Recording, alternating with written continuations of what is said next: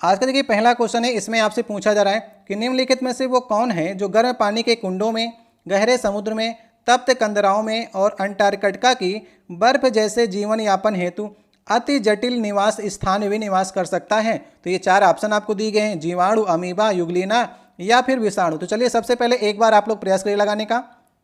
इसका सही ऑप्शन होगा बैक्टीरिया या फिर जीवाणु। जीवाणु हर जगह पाए जाते हैं, चाहे वो प्रतिकूल परिस्थिति हो या फिर अनुकूल परिस्थिति हो। जैसे यहाँ पर कहा गया कि गर्म पानी के तालाबों में भी आपके बैक्टीरिया पाए जाते हैं, गहरे समुद्र में भी पाए जाएंगे आपके, और जहाँ पर बर्फ पड़ रही है वहाँ पर भी आपके बैक्टीरिया हर जगह पाए जा रहे हैं। जो आप इस समय सांस ले रहे हैं उसके साथ भी आपके ढेर सारे बैक्टीरिया आपके शरीर के अंदर जा रहे हैं। जो आप पानी पीते हैं उसमें भी ढेर सारे बैक्टीरिया होते हैं, और जो आप भोजन करते हैं उसमें भी बैक्टीरिया आपके होते हैं। और बैक्टीरिया जो हैं ये मृत कोशिका के अंदर भी पाए जाते हैं। तो सही ऑप्शन होगा जीवाणु। जीवाणु हर जगह पाए जाते हैं। विषाणु जो हैं वो सिर्फ और सिर्फ आपके जीवित कोशिका के अंदर पाए जाते हैं, इसलिए सही ऑप्शन होगा पहला वाला ऑप्शन। और एक क्वेश्चन आपके एग्जाम में और पूछा जाता है कि जीवाणु की खोज किसने की थी। तो जीवाणु की खोज 1683 में, आप लोग नाम याद कर लीजिएगा, कई बार आपके एग्जाम में पूछा गया है। तो लुवेन हाक ने जीवाणु की खोज की थी, ठीक है। तो ये नाम आप लोग याद कर लीजिएगा। इन्हें कहा जाता है फादर ऑफ बैक्टीरियोलॉजी, ठीक है। तो 1683 में लुवेन हाक ने जीवाणु की खोज की थी। कई बार आपके एग्जाम में क्वेश्चन पूछा गया है। तो यदि आपको वीडियो अच्छा लगे तो वीडियो को लाइक कर दीजिएगा, और पहली बार आप चैनल पर आए चैनल को सब्सक्राइब कर दीजिएगा, और बगल में लगी बेल आइकन को दबा दीजिएगा ताकि नेक्स्ट वीडियो की नोटिफिकेशन जो है वो सबसे पहले आपके पास पहुँच सके। लेकिन नेक्स्ट हमारा क्वेश्चन है, इसमें आपसे पूछा जा रहा है कि वाहनों की जो हेडलाइट है उसमें जो दर्पण प्रयोग किया जाता है वो कौन सा दर्पण होता है, ये आपको बताना है। तो सही ऑप्शन होगा वाहनों की हेडलाइट में हम लोग अवतल दर्पण का प्रयोग करते हैं। सही ऑप्शन होगा लास्ट वाला। अवतल दर्पण और कहाँ कहाँ पर प्रयोग होता है ये भी आपके एग्जाम में पूछा जाता है। तो जैसे आपका सोलर कुकर हो गया ना, उसमें भी आपका अवतल दर्पण का प्रयोग किया जाता है। सर्च लाइट में भी अवतल दर्पण का प्रयोग होता है, और टार्च जो आपकी हो गई उसमें भी अवतल दर्पण का प्रयोग होता है। ENT का जो डॉक्टर होता है ना, नाक कान गला वाला, वो भी आपका अवतल दर्पण का ही प्रयोग करता है ताकि चीज़ों को बड़ा देख सके। और नाई के दुकानों में भी आपका अवतल दर्पण प्रयोग किया जाता है। तो इस प्रकार से ये सभी क्वेश्चन भी आपके एग्जाम में पूछे गए हैं। वहीं पर अगर बात करेंगे उत्तल दर्पण की, तो उत्तल दर्पण में सिर्फ आपसे क्वेश्चन आता है कि जो साइड मिरर होता है या फिर रियर मिरर जो होता है वो उत्तल दर्पण का बना हुआ होता है। तो इसे भी आपको याद रखना है। तो अभी इस समय वाहनों के हेडलाइट के क्वेश्चन पूछा गया है, तो अवतल दर्पण सही ऑप्शन होगा। अब नेक्स्ट देखिए तीसरा क्वेश्चन है, इसमें पूछा जा रहा है कि मनुष्यों में अंतःस्रावी ग्रंथि कौन सी इसमें से नहीं है। ये चार ऑप्शन आपको दिए गए हैं। तो ग्रंथियां देखिए दो प्रकार की होती हैं, या फिर एक मिश्रित ग्रंथि की बात करें तो ग्रंथियां आपकी तीन प्रकार की हो जाएंगी। तो अंतःस्रावी ग्रंथि, बाह्यस्रावी ग्रंथि या फिर मिश्रित ग्रंथि, तीन प्रकार की आपकी ग्रंथियां होती हैं। तो अभी देखिए ऑप्शन में आपके पीयूष ग्रंथि, शीर्ष ग्रंथि, अधिवेक ग्रंथि, ये तीनों ग्रंथियां आपकी अंतःस्रावी ग्रंथियों में आती हैं। जबकि यकृत कोई ग्रंथि नहीं है। यकृत क्या है, एक पाचन तंत्र का एक भाग है, और यकृत से पित्त रस का स्राव होता है, ठीक है, याद रहेगा। तो ये तीन ऑप्शन आपके ऊपर वाले अंतःस्रावी ग्रंथि रखी गई हैं। अगर आपके एग्जाम में पूछता है कि कौन कौन सी बहिस्रावी ग्रंथियां होती हैं, तो बहिस्रावी ग्रंथियां जो होती हैं वो नलिका युक्त ग्रंथियां होती हैं, और अंतःस्रावी ग्रंथियां जो यहाँ पर लिखी गई हैं ये नलिका विहीन ग्रंथियां होती हैं। जैसे आपकी पीयूष ग्रंथि होगी, ये मस्तिष्क में आपकी पाई जाती है। और बहिस्रावी ग्रंथियों की बात करेंगे, जैसे जो दुग्ध ग्रंथियां होती हैं ये आपकी बहिस्रावी ग्रंथियां हो गई। अश्रु ग्रंथि जो हो गई ये भी आपकी बहिस्रावी ग्रंथियों में आपकी आती है। श्वेत ग्रंथि भी आपकी बहिस्रावी ग्रंथि में आती है। लार ग्रंथि भी आपकी बहिस्रावी ग्रंथि में आती है। ये सबको आपको याद रखना है, इससे कई प्रकार के क्वेश्चन आपके एग्जाम में बनते हैं। तो अभी इस समय कौन सा ऑप्शन सही होगा, सही ऑप्शन होगा लास्ट वाला।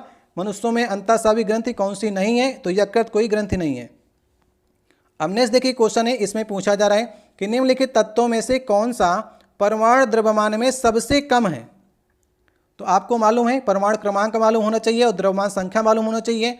तो परमाणु द्रव्यमान क्या होता है, प्रोटॉन प्लस न्यूट्रॉनों की संख्या जो होती है उसी को हम लोग परमाणु द्रव्यमान कहते हैं, या फिर उसकी जो द्रव्यमान संख्या है वही उसका परमाणु द्रव्यमान होती है। तो चलिए देख लेते हैं कि लिथियम की परमाणु क्रमांक कितना होता है। लिथियम का परमाणु क्रमांक 3 होता है, लेकिन उसकी द्रव्यमान संख्या 7 होती है, या फिर उसका परमाणु द्रव्यमान भी 7 होता है। वहीं पर नाइट्रोजन की बात करेंगे, नाइट्रोजन का परमाणु क्रमांक 7 होता है और द्रव्यमान संख्या 14 होती है। हाइड्रोजन की बात करेंगे तो इसका 1 और 1 होता है, और हीलियम में हीलियम का 2 और 4 होता है। तो अभी हम लोग देख लेते हैं कि इसका ऊपर के जो आपके परमाणु संख्या है इसी को हम लोग परमाणु द्रव्यमान कहते हैं। वो सबसे कम किसका है, तो सबसे कम यहाँ पर हाइड्रोजन का ही है। उसके बाद बात करेंगे, उसके बाद आपका हीलियम मिलेगा, इसके बाद लिथियम, और सबसे ज़्यादा जो होगा वो नाइट्रोजन का होगा। कभी क्रम लगाने को कह दे तो उसे भी आप लोग सही कर लेंगे। तो अभी इस समय सही ऑप्शन होगा ऑप्शन नंबर तीसरा। नेक्स्ट देखिए क्वेश्चन है, पृथ्वी के चारों ओर एक पूरा चक्कर लगाने में चंद्रमा के द्वारा किए गए कार्य निम्नलिखित में से किसके बराबर होगा। चारों ऑप्शन को आपको ध्यान से पढ़ना है और नीचे तक पढ़ते हुए आपको चले आना है। तो जैसे हमारी क्या कह रहा है, पृथ्वी के चारों ओर, जैसे हमारी ये पृथ्वी हो गई, ठीक है, समझिएगा बहुत ही अच्छा क्वेश्चन रखा गया है। और उसके चारों ओर जो है ये चंद्रमा मान लीजिए चक्कर लगा रहा है इस प्रकार से। तो चक्कर लगा रहा है, यहाँ पर से स्टार्ट करेगा और फिर से यहीं पर आ जाएगा। तो अभी आपको मालूम है वर्क का फार्मूला क्या होता है, W बराबर होता है F इंटू एस। एफ क्या है, फोर्स है, एस क्या है, विस्थापन है। तो अगर आप देखें विस्थापन जो है यहीं से स्टार्ट किया था और यहीं पर आ गया, तो पूरा चक्कर लगाने के लिए कह रहा है ना, तो यहीं से स्टार्ट किया यहीं पर आ गया, तो विस्थापन तो शून्य हो गया। अगर विस्थापन शून्य हो गया तो कार्य भी हमारा शून्य हो जाएगा, क्योंकि मल्टीपल करके इसे आपको लिखना है।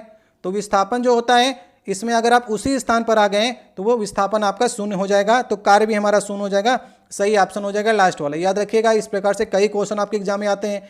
और भी क्वेश्चन पूछता है कि यदि कोई व्यक्ति जो है अपने सिर पर कोई सामान उठा करके चल रहा है तो किया गया कार्य क्या होगा, तब वहाँ पर भी किया गया कार्य शून्य होगा। वहाँ पर लगता है W बराबर F into S cos theta लगता है। अगर कोई वस्तु सर पर रखे हुई है तो वहाँ पर आपका थीटा जो होगा वह 90 डिग्री बन जाएगा, मतलब कि कॉस थीटा 90 हो गया। और कॉस थीटा 90 हो गया तो वहाँ पर भी कॉस थीटा 90 शून्य हो गया। अब वहाँ पर भी शून्य हो गया तो वर्क भी वहाँ पर भी शून्य हो जाएगा। तो इस प्रकार से कई क्वेश्चन आपके बनेंगे कि सिर पर अगर रखा हुआ है वस्तु कोई है तो वहाँ पर भी कार्य शून्य होगा, और पृथ्वी के चारों ओर चंद्रमा चक्कर लगा रहा है, एक पूरा चक्कर लगाने में भी कार्य शून्य होगा। तो सही ऑप्शन होगा लास्ट वाला। तो इस प्रकार से क्वेश्चनों को आपको तैयार करके चलना है। अब नेक्स्ट देखिए क्वेश्चन है कि पौधों में वे कार्बोहाइड्रेट जिन्हें तुरंत उपयोग नहीं किया जाता है वो निम्नलिखित में से किस रूप में संग्रहित किया जाता है, आपको बताना है।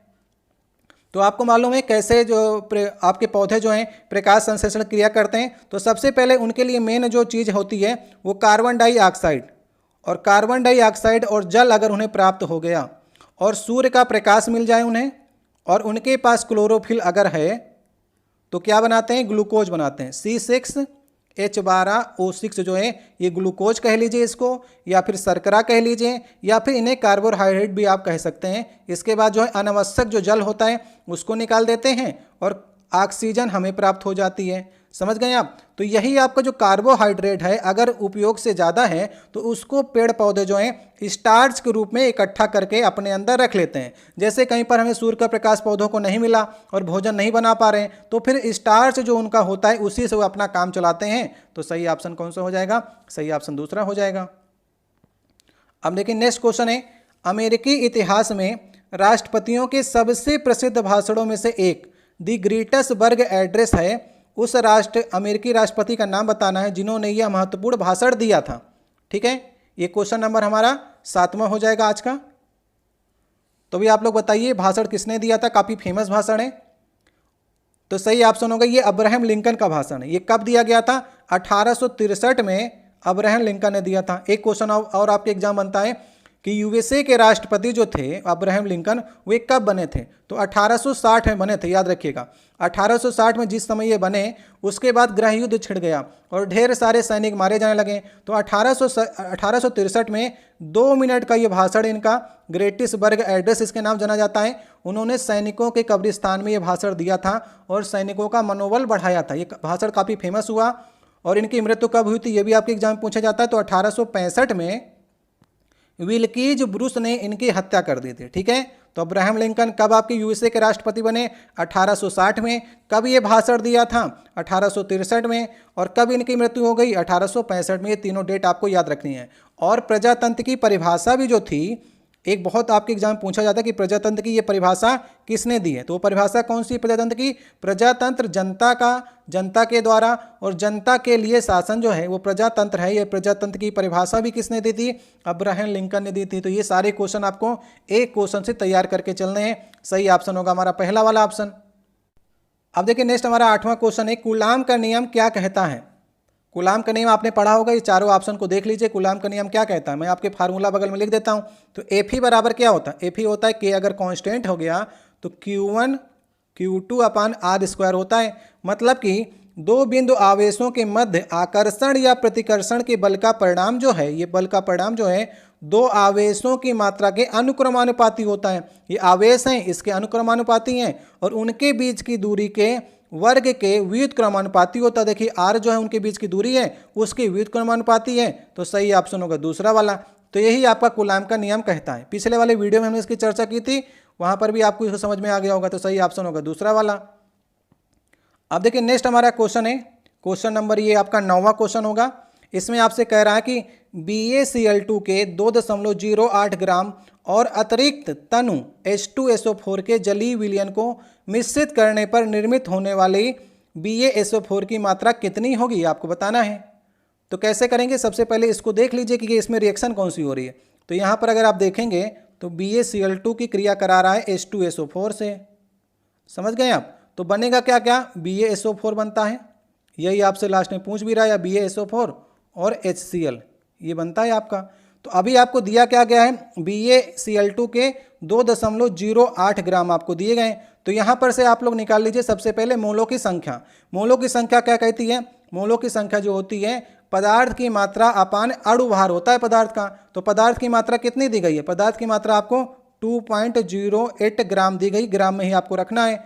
और आपको निकालना पड़ेगा पदार्थ का अणुभार। तो सबसे पहले आप BaCl2 का अणुभार निकाल लीजिए, इससे हमें मोलों की संख्या मिल जाएगी। तो BaCl2 का अणुभार कितना होगा, देखिए यहाँ पर दिया गया ना कि Ba का 137 है और Cl2 यहाँ पर Cl2 है, तो 35.5 दूनी 71, तो 71 जोड़ लीजिए 137 में, तो आपके पास निकल कर आ जाएगा 208।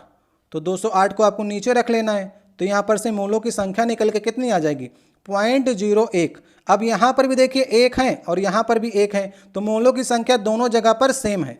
तो हम लोग सबसे पहले निकाल लेते हैं BaSO4 का अणुभार निकाल लीजिए।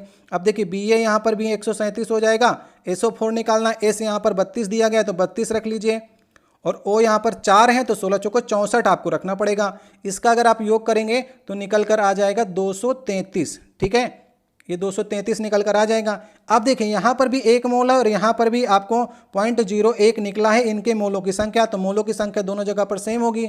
यदि आपको वेट निकालना है तो वेट बराबर फिर से वही फार्मूला लगाइए, यहाँ पर मोलों की संख्या 0.1 हो जाएगी और पदार्थ का अणुभार अगर आप रख देंगे तो उसका वेट निकल है, क्योंकि मात्रा ही आपसे पूछी है, तो यहाँ पर उसका अणुभार रख दीजिए। तो अभी कितना आंसर आ जाएगा, 2.33 आ जाएगा, इतने ग्राम निकलेगा BaSO4 भी। तो सही ऑप्शन कौन सा हो जाएगा, सही ऑप्शन हमारा पहला वाला ऑप्शन हो जाएगा।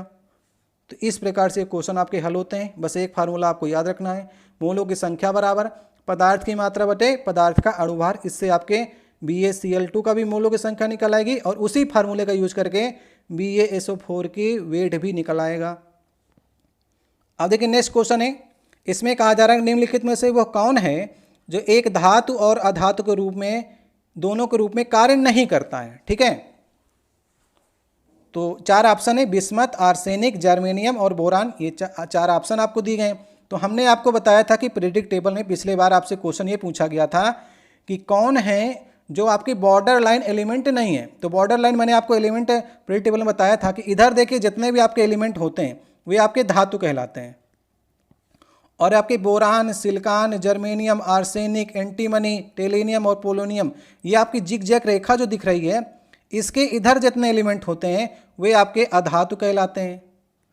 और ये जिग जैग रेखा के अंदर जो है बॉर्डर लाइन एलिमेंट जिसे हम लोग कहते हैं, ये आपके उपधातु होते हैं। इनमें धातुओं और आपके धातुओं और अधातुओं दोनों के गुण इसमें शामिल होते हैं। तो आपके पास कितने तत्व आपको मिल गए, मैंने आपको याद करने का तरीका भी बताया था कि कैसे आपको याद रखना, फिर बता देते हैं, कई लोग वीडियो नहीं देखते हैं।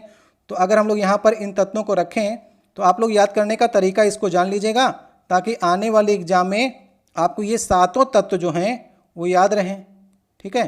तो अगर हम लोग यहाँ पर देखें तो एक शॉर्टकट हम लोग एक ट्रिक बना लेते हैं कि बॉस यहाँ पर लिख लीजिए, ये दोनों तत्वों को मिलाकर बॉस गए 80 सब टीपो, ठीक है, समझ गए, बॉस गए 80 सब टीपो। तो ये 7 तत्व आपको याद हो गए, ये आपके उप धातुओं में आते हैं। अभी देख लेते हैं कौन सा आपके ऑप्शन में रखा गया है कि वो आपका उप धातु नहीं है। तो देखिए यहाँ पर कौन सा कार्य नहीं करता है, तो बिस्मथ होगा, सही ऑप्शन हमारा पहला हो जाएगा। तो बिस्मथ देखिए कहाँ पर रखा गया है, बिस्मथ आपका यहाँ पर रखा गया, जो आपका उपधातुओं में नहीं आता है। तो इसी प्रकार से पिछले सेट में क्वेश्चन पूछा गया था, लेकिन वहाँ पर बॉर्डर लाइन एलिमेंट कर दिया था। तो अभी देखिए रेलवे ने इसका आंसर गलत लगाया है, तो इस आंसर पे आपको नहीं जाना है। बोरान इसका सही आंसर नहीं है, बिस्मत इसका सही ऑप्शन है, ठीक है। तो इसे आप लोग करेक्ट कर लीजिएगा। ये क्वेश्चन में आपको आंसर इसीलिए दिखा रहा हूँ ताकि आपको पता चल सके कि रेलवे से भी गलती होती है। तो कौन कार्य नहीं करेगा, सही ऑप्शन होगा बिस्मत, बोरान करता है, ठीक है। मैंने आपको ट्रिक भी याद करा दी है। अब देखिए नेक्स्ट हमारा क्वेश्चन है, इसमें कह रहा है कि स्थायी ऊतकों के निर्माण के लिए एक स्थायी संरचना आकार क्रिया अपनाने की प्रक्रिया को क्या कहा जाता है। तो देखिए ऊतक आपके दो प्रकार के होते हैं। मैंने आपको बताया था कि एक आपका विभाज्योत्मक ऊतक होता है और एक आपका स्थायी ऊतक होता है। दो प्रकार के ऊतक होते हैं। तो स्थायी जो आपके ऊतक होते हैं उनमें डिवीजन हो चुका होता है, उसमें बार बार विभाजन नहीं होता स्थायी ऊतकों में। और विभाज्योत्मक ऊतक जो होते हैं ये लगातार विभाजित होते रहते हैं। और स्थायी ऊतकों में भी आपका जटिल और सरल ऊतक आते हैं, तो वो तो आपसे पूछा नहीं गया। पूछा मात्र आपसे ये जा रहा है कि स्थायी ऊतकों के निर्माण में एक स्थायी संरचना आकार और क्रिया को अपनाने की प्रक्रिया को हम लोग कहते हैं विभेदन, जिसे हम लोग इंग्लिश में कहते हैं डिफ्रेंसिएशन। तो स्थायी जो ऊतक होते हैं उनके कार्य जो होते हैं विभेदन के अनुसार होते हैं, जो जिसका कार्य होता है वही वो करता है। तो इसलिए सही ऑप्शन होगा दूसरा वाला ऑप्शन। अब देखिए नेक्स्ट हमारा 12 नंबर क्वेश्चन है। इसमें आपसे पूछा जा रहा है कि निम्न ग्राफों में से वह कौन है जो किसी कार्य की एक सामान्य गति को दर्शाता है। तो एक सामान्य गति आपको बतानी है, किस ग्राफ में है। 4 मैं आपको ग्राफ दिखाने जा रहा हूँ। सबसे पहले आप पहला ग्राफ को देख लीजिए। पहले ग्राफ में यहाँ पर टाइम लिखा गया, यहाँ पर वेलोसिटी लिखी गई है। तो जैसे जैसे समय इधर बढ़ रहा है तो आप देख रहे हैं वेग जो है पहले बढ़ा फिर घटा फिर बढ़ा फिर घटा। तो इस प्रकार से वक्र बना हुआ है। तो कार्य की एक समान गति तो ये होगी नहीं, तो ये आपका ग्राफ गलत हो जाएगा। अब नेक्स्ट ग्राफ को देखते हैं। एक समान गति वाला हमको ग्राफ देखना है। यहाँ पर देखिए टाइम दिया गया है, वेलोसिटी दी गई है। टाइम अगर बढ़ रहा है तो वेलोसिटी भी बढ़ रही है, तो एक समान कैसे हो गया, ये तो बढ़ता जा रहा है, तो ये भी आपका ग्राफ गलत हो गया। अब नेक्स्ट ग्राफ की ओर चलते हैं। एक ग्राफ और यहाँ पर दिया गया है, तो इसमें भी देखिए ऊपर की ओर धीरे धीरे बढ़ रहा है, तो एक समान तो ये होगा नहीं, ये भी आपका गलत हो गया। नेक्स्ट देखिए ये चौथा नंबर है हमारा ग्राफ और यही सही ऑप्शन होगा। यहाँ पर देखिए समय बढ़ रहा है तो ये ग्राफ ऊपर नीचे नहीं कहीं पर जा रहा, ये स्थिर है। यहाँ पर भी वही था, यहाँ पर भी वही है, यहाँ पर भी वेलोसिटी वही है, यहाँ पर भी वही है, यहाँ पर भी वही है। और ये दो स्थानों पर ये कह भी रहा है कि इनमें अगर चेक कर लीजिए तो उसका जो होगा एक समान गति आपके सामने निकल कर चली आएगी। तो सही ऑप्शन हमारा ये लास्ट वाला विकल्प हो जाएगा। समझ गए आप। तो इस प्रकार से आपको ग्राफ को पहचानना होता है। नेक्स्ट देखिए 13 नंबर क्वेश्चन है। तापीय अपघटन के दौरान अमोनियम नाइट्रेट उत्पन्न करता है, ये आपको बताना है। तो सबसे पहले आपको आना चाहिए ना फार्मूला अमोनियम नाइट्रेट का क्या होता है, NH4NO3। ये अमोनियम हो गया, ये नाइट्रेट हो गया। अगर इसे तापीय अपघटन करेंगे तो इसमें विस्फोट होता है, ठीक है। ये आपका विस्फोटक पदार्थ होता है। तो क्या बनाता है, N2O बनाता है प्लस H2O।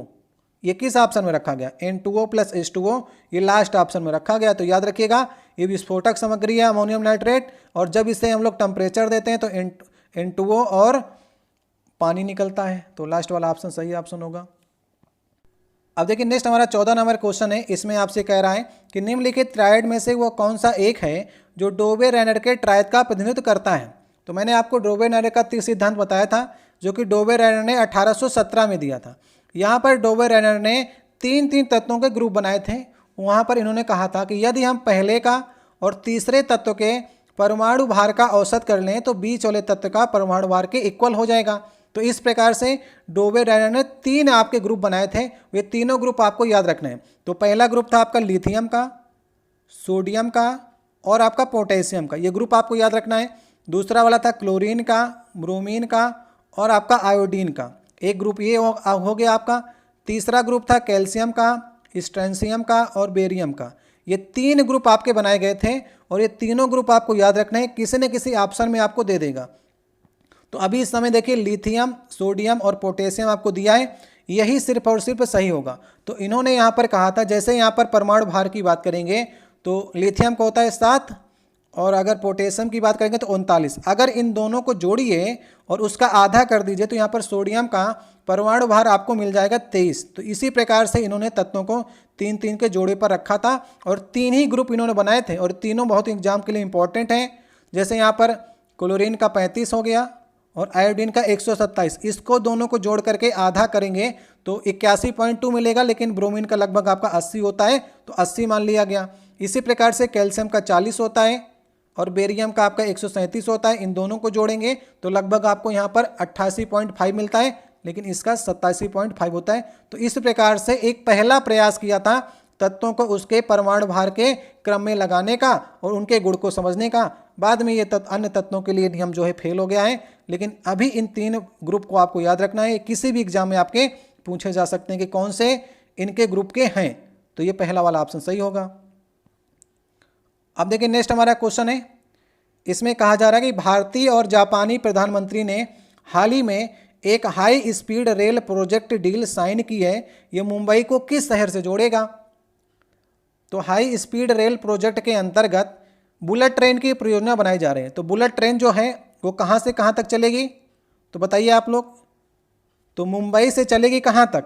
अब मोदी जी चला रहे हैं तो मोदी जी के शहर तक तो जाएगी, अहमदाबाद तक, ठीक है, याद रखेंगे। तो मुंबई से आपका अहमदाबाद तक ये हाई स्पीड जो रेल प्रोजेक्ट है ये आपका बुलेट ट्रेन के लिए बनाया जा रहा है। फिर इसके बाद अन्य भी आपका ट्रेनें बनेंगी। तो ये जापान और भारत के सहयोग से बुलेट ट्रेन आपकी चलाई जाएगी, जो कि मुंबई को अहमदाबाद से जोड़ेगी। अब देखिए नेक्स्ट हमारा क्वेश्चन है, इसमें कहा जा रहा है किस भारतीय महिला पर्वतारोही ने 5 दिनों के भीतर लगातार 2 बार माउंट एवरेस्ट पर चढ़ाई करने का सबसे तेज कीर्तिमान बनाया है? तो ये बनाया था 2017 में, क्योंकि ये 2018 का पेपर है। फिर भी ये क्वेश्चन आपके एग्जाम में पूछा जाएगा, क्योंकि ये आपका किसी भी भारतीय पर्वतारोही ने 5 दिनों के भीतर जो है ऐसा कारनामा किया है। तो सही ऑप्शन होगा अंशु जेम्सपा। ये कहाँ की हैं? ये अरुणाचल प्रदेश की हैं और इन्हें 2021 में पद्मश्री भी मिला है, इसलिए क्वेश्चन आपके एग्जाम में इंपॉर्टेंट हो जाता है, याद रखिएगा, ठीक है। पद्मश्री मिला है 2021 में और ये 5 बार जो हैं वो तिरंगा फहरा चुकी हैं। कहाँ पर? माउंट एवरेस्ट पर। लेकिन 5 दिनों के भीतर 2 बार चढ़ी हैं, ये रिकॉर्ड भी आपको याद रख के चलना है। तो सही ऑप्शन हमारा पहला वाला हो जाएगा। अब देखिए नेक्स्ट क्वेश्चन है, भारतीय सिनेमा की सबसे अधिक कमाई करने वाली फिल्म बाहुबली के निर्देशक कौन है? तो उस समय आपकी बाहुबली आई थी, तो अभी जो है भी याद कर लीजिएगा कि एस राजामौली की फिल्म थी ये बाहुबली। तो पहला इसका पार्ट जो आया था वो 2015 में आया था और दूसरा पार्ट इसका 2017 में आया था। तो इसके 2 पार्ट आपके आए थे एस राजामौली की। तो एस राजामौली ने अभी हाल ही में आपकी एक 2022 में फिल्म बनाई है जिसका नाम है RRR या फिर RRR। तो ये भी किसकी है? ये भी आपकी एस राजामौली की है। तो आपको अपडेट हो जाना है, क्योंकि बहुत अच्छे आपके निर्देशक हैं, इसलिए RRR का भी आपसे पूछ सकता है। तो कौन होंगे? एस राजामौली होंगे। इसलिए क्वेश्चन मैं आपको अभी करा रहा हूँ ताकि आप नई वाली फिल्म से भी इनके वाकिफ हो जाएं।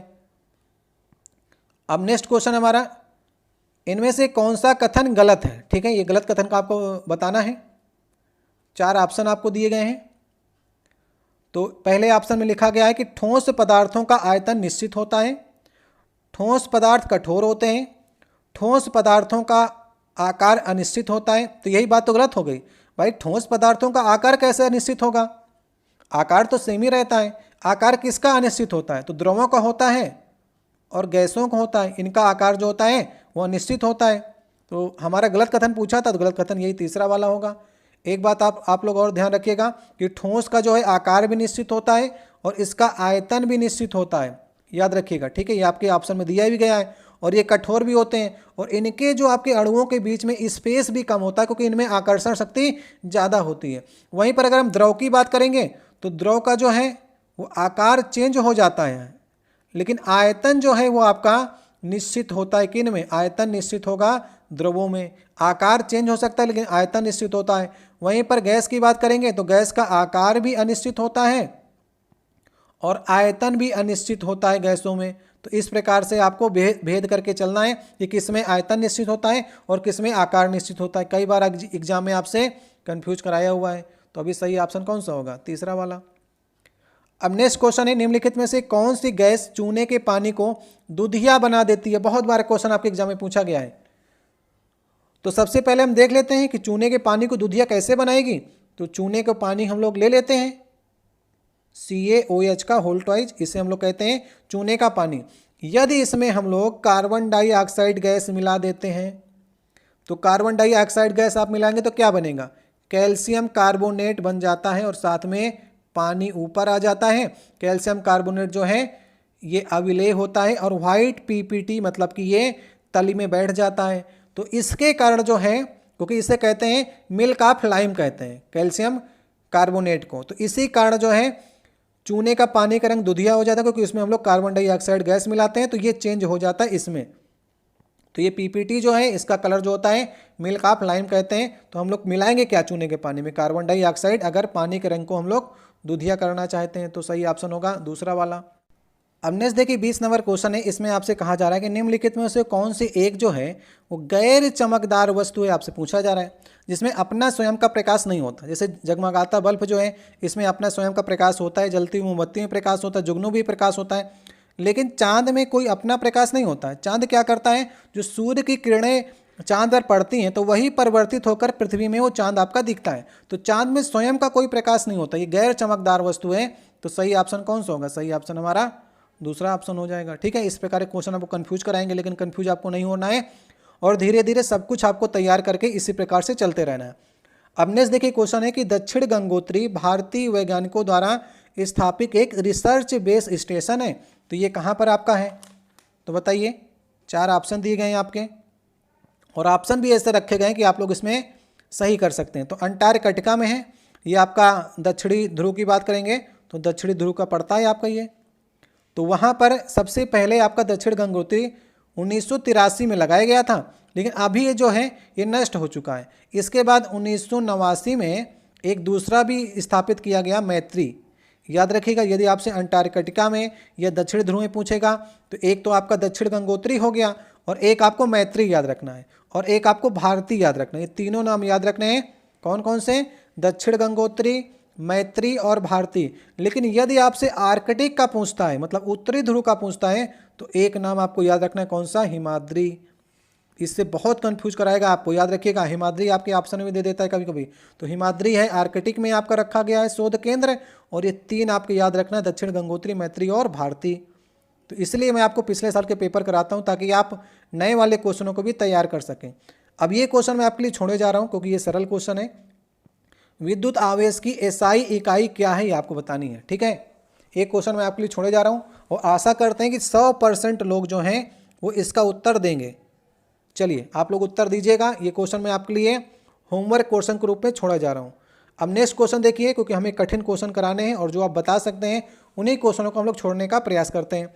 निम्नलिखित में से कौन सा एक जो है वो आयनिक यौगिक का गुण नहीं है? ठीक है, तो आप लोगों ने बांड पढ़े होंगे। जैसे आपका बांड होता है विद्युत संयोजी बांड, जिसे हम लोग आयनिक बांड भी कहते हैं, वही आपका आयनिक यौगिक बनाता है। इसमें आप अगर आयनिक यौगिक की बात करेंगे तो NaCl आप देख लीजिए एग्जाम्पल के तौर पर।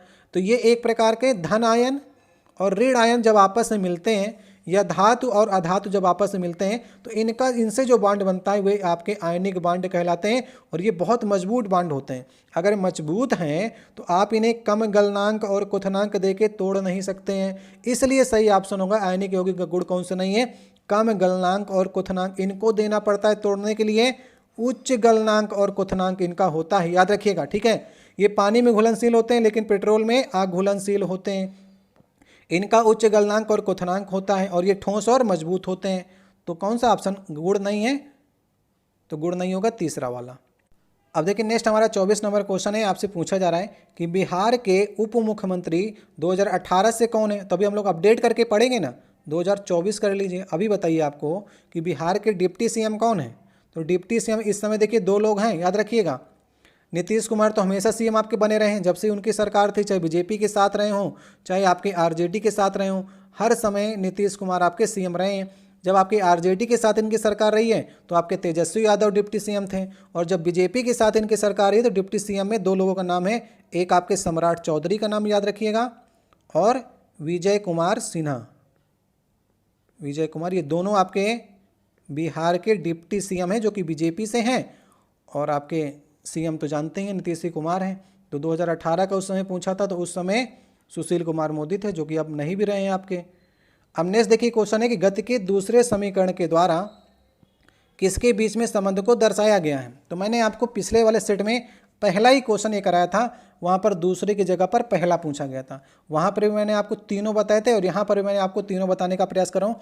तो गति का पहला आपका समीकरण क्या कहता है? V बराबर U प्लस AT जो होता है, ये गति का पहला समीकरण है। उसी प्रकार से गति का दूसरा समीकरण क्या कहता है? एस बराबर U T plus half A T square, ये आपका गति का दूसरा समीकरण हो गया।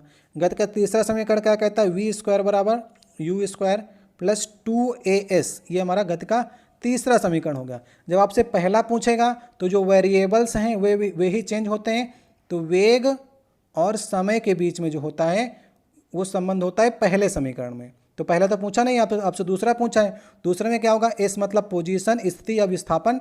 तो यहाँ पर हम बात करेंगे स्थान और समय के बीच में रिलेशन होगा, वो दूसरे वाले ऑप्शन में आपको सही करना, मतलब दूसरे वाले समीकरण। तो कहाँ पर लिखा गया है, स्थान और समय, तो तीसरा वाला ऑप्शन सही हो जाएगा। यदि आपसे तीसरे समीकरण का पूछता है तो वेग और स्थिति या फिर पोजीशन कह लीजिए, तो वेग और स्थान ये आपका तीसरा समीकरण हो गया। वेग और समय ये आपका पहले समीकरण में संबंध हो गया, और पूछा है आपसे दूसरा वाला, ये आपका तीसरा वाला हो गया। तो इस प्रकार से मैं जब भी आपको बताऊंगा तो तीनों बताऊंगा, क्योंकि इसमें आप पहले वाले पेपर में आपसे पहला पूछा गया था, इसमें आपसे दूसरा पूछा गया है, और नेक्स्ट वाले में आपसे तीसरा भी पूछ सकता है।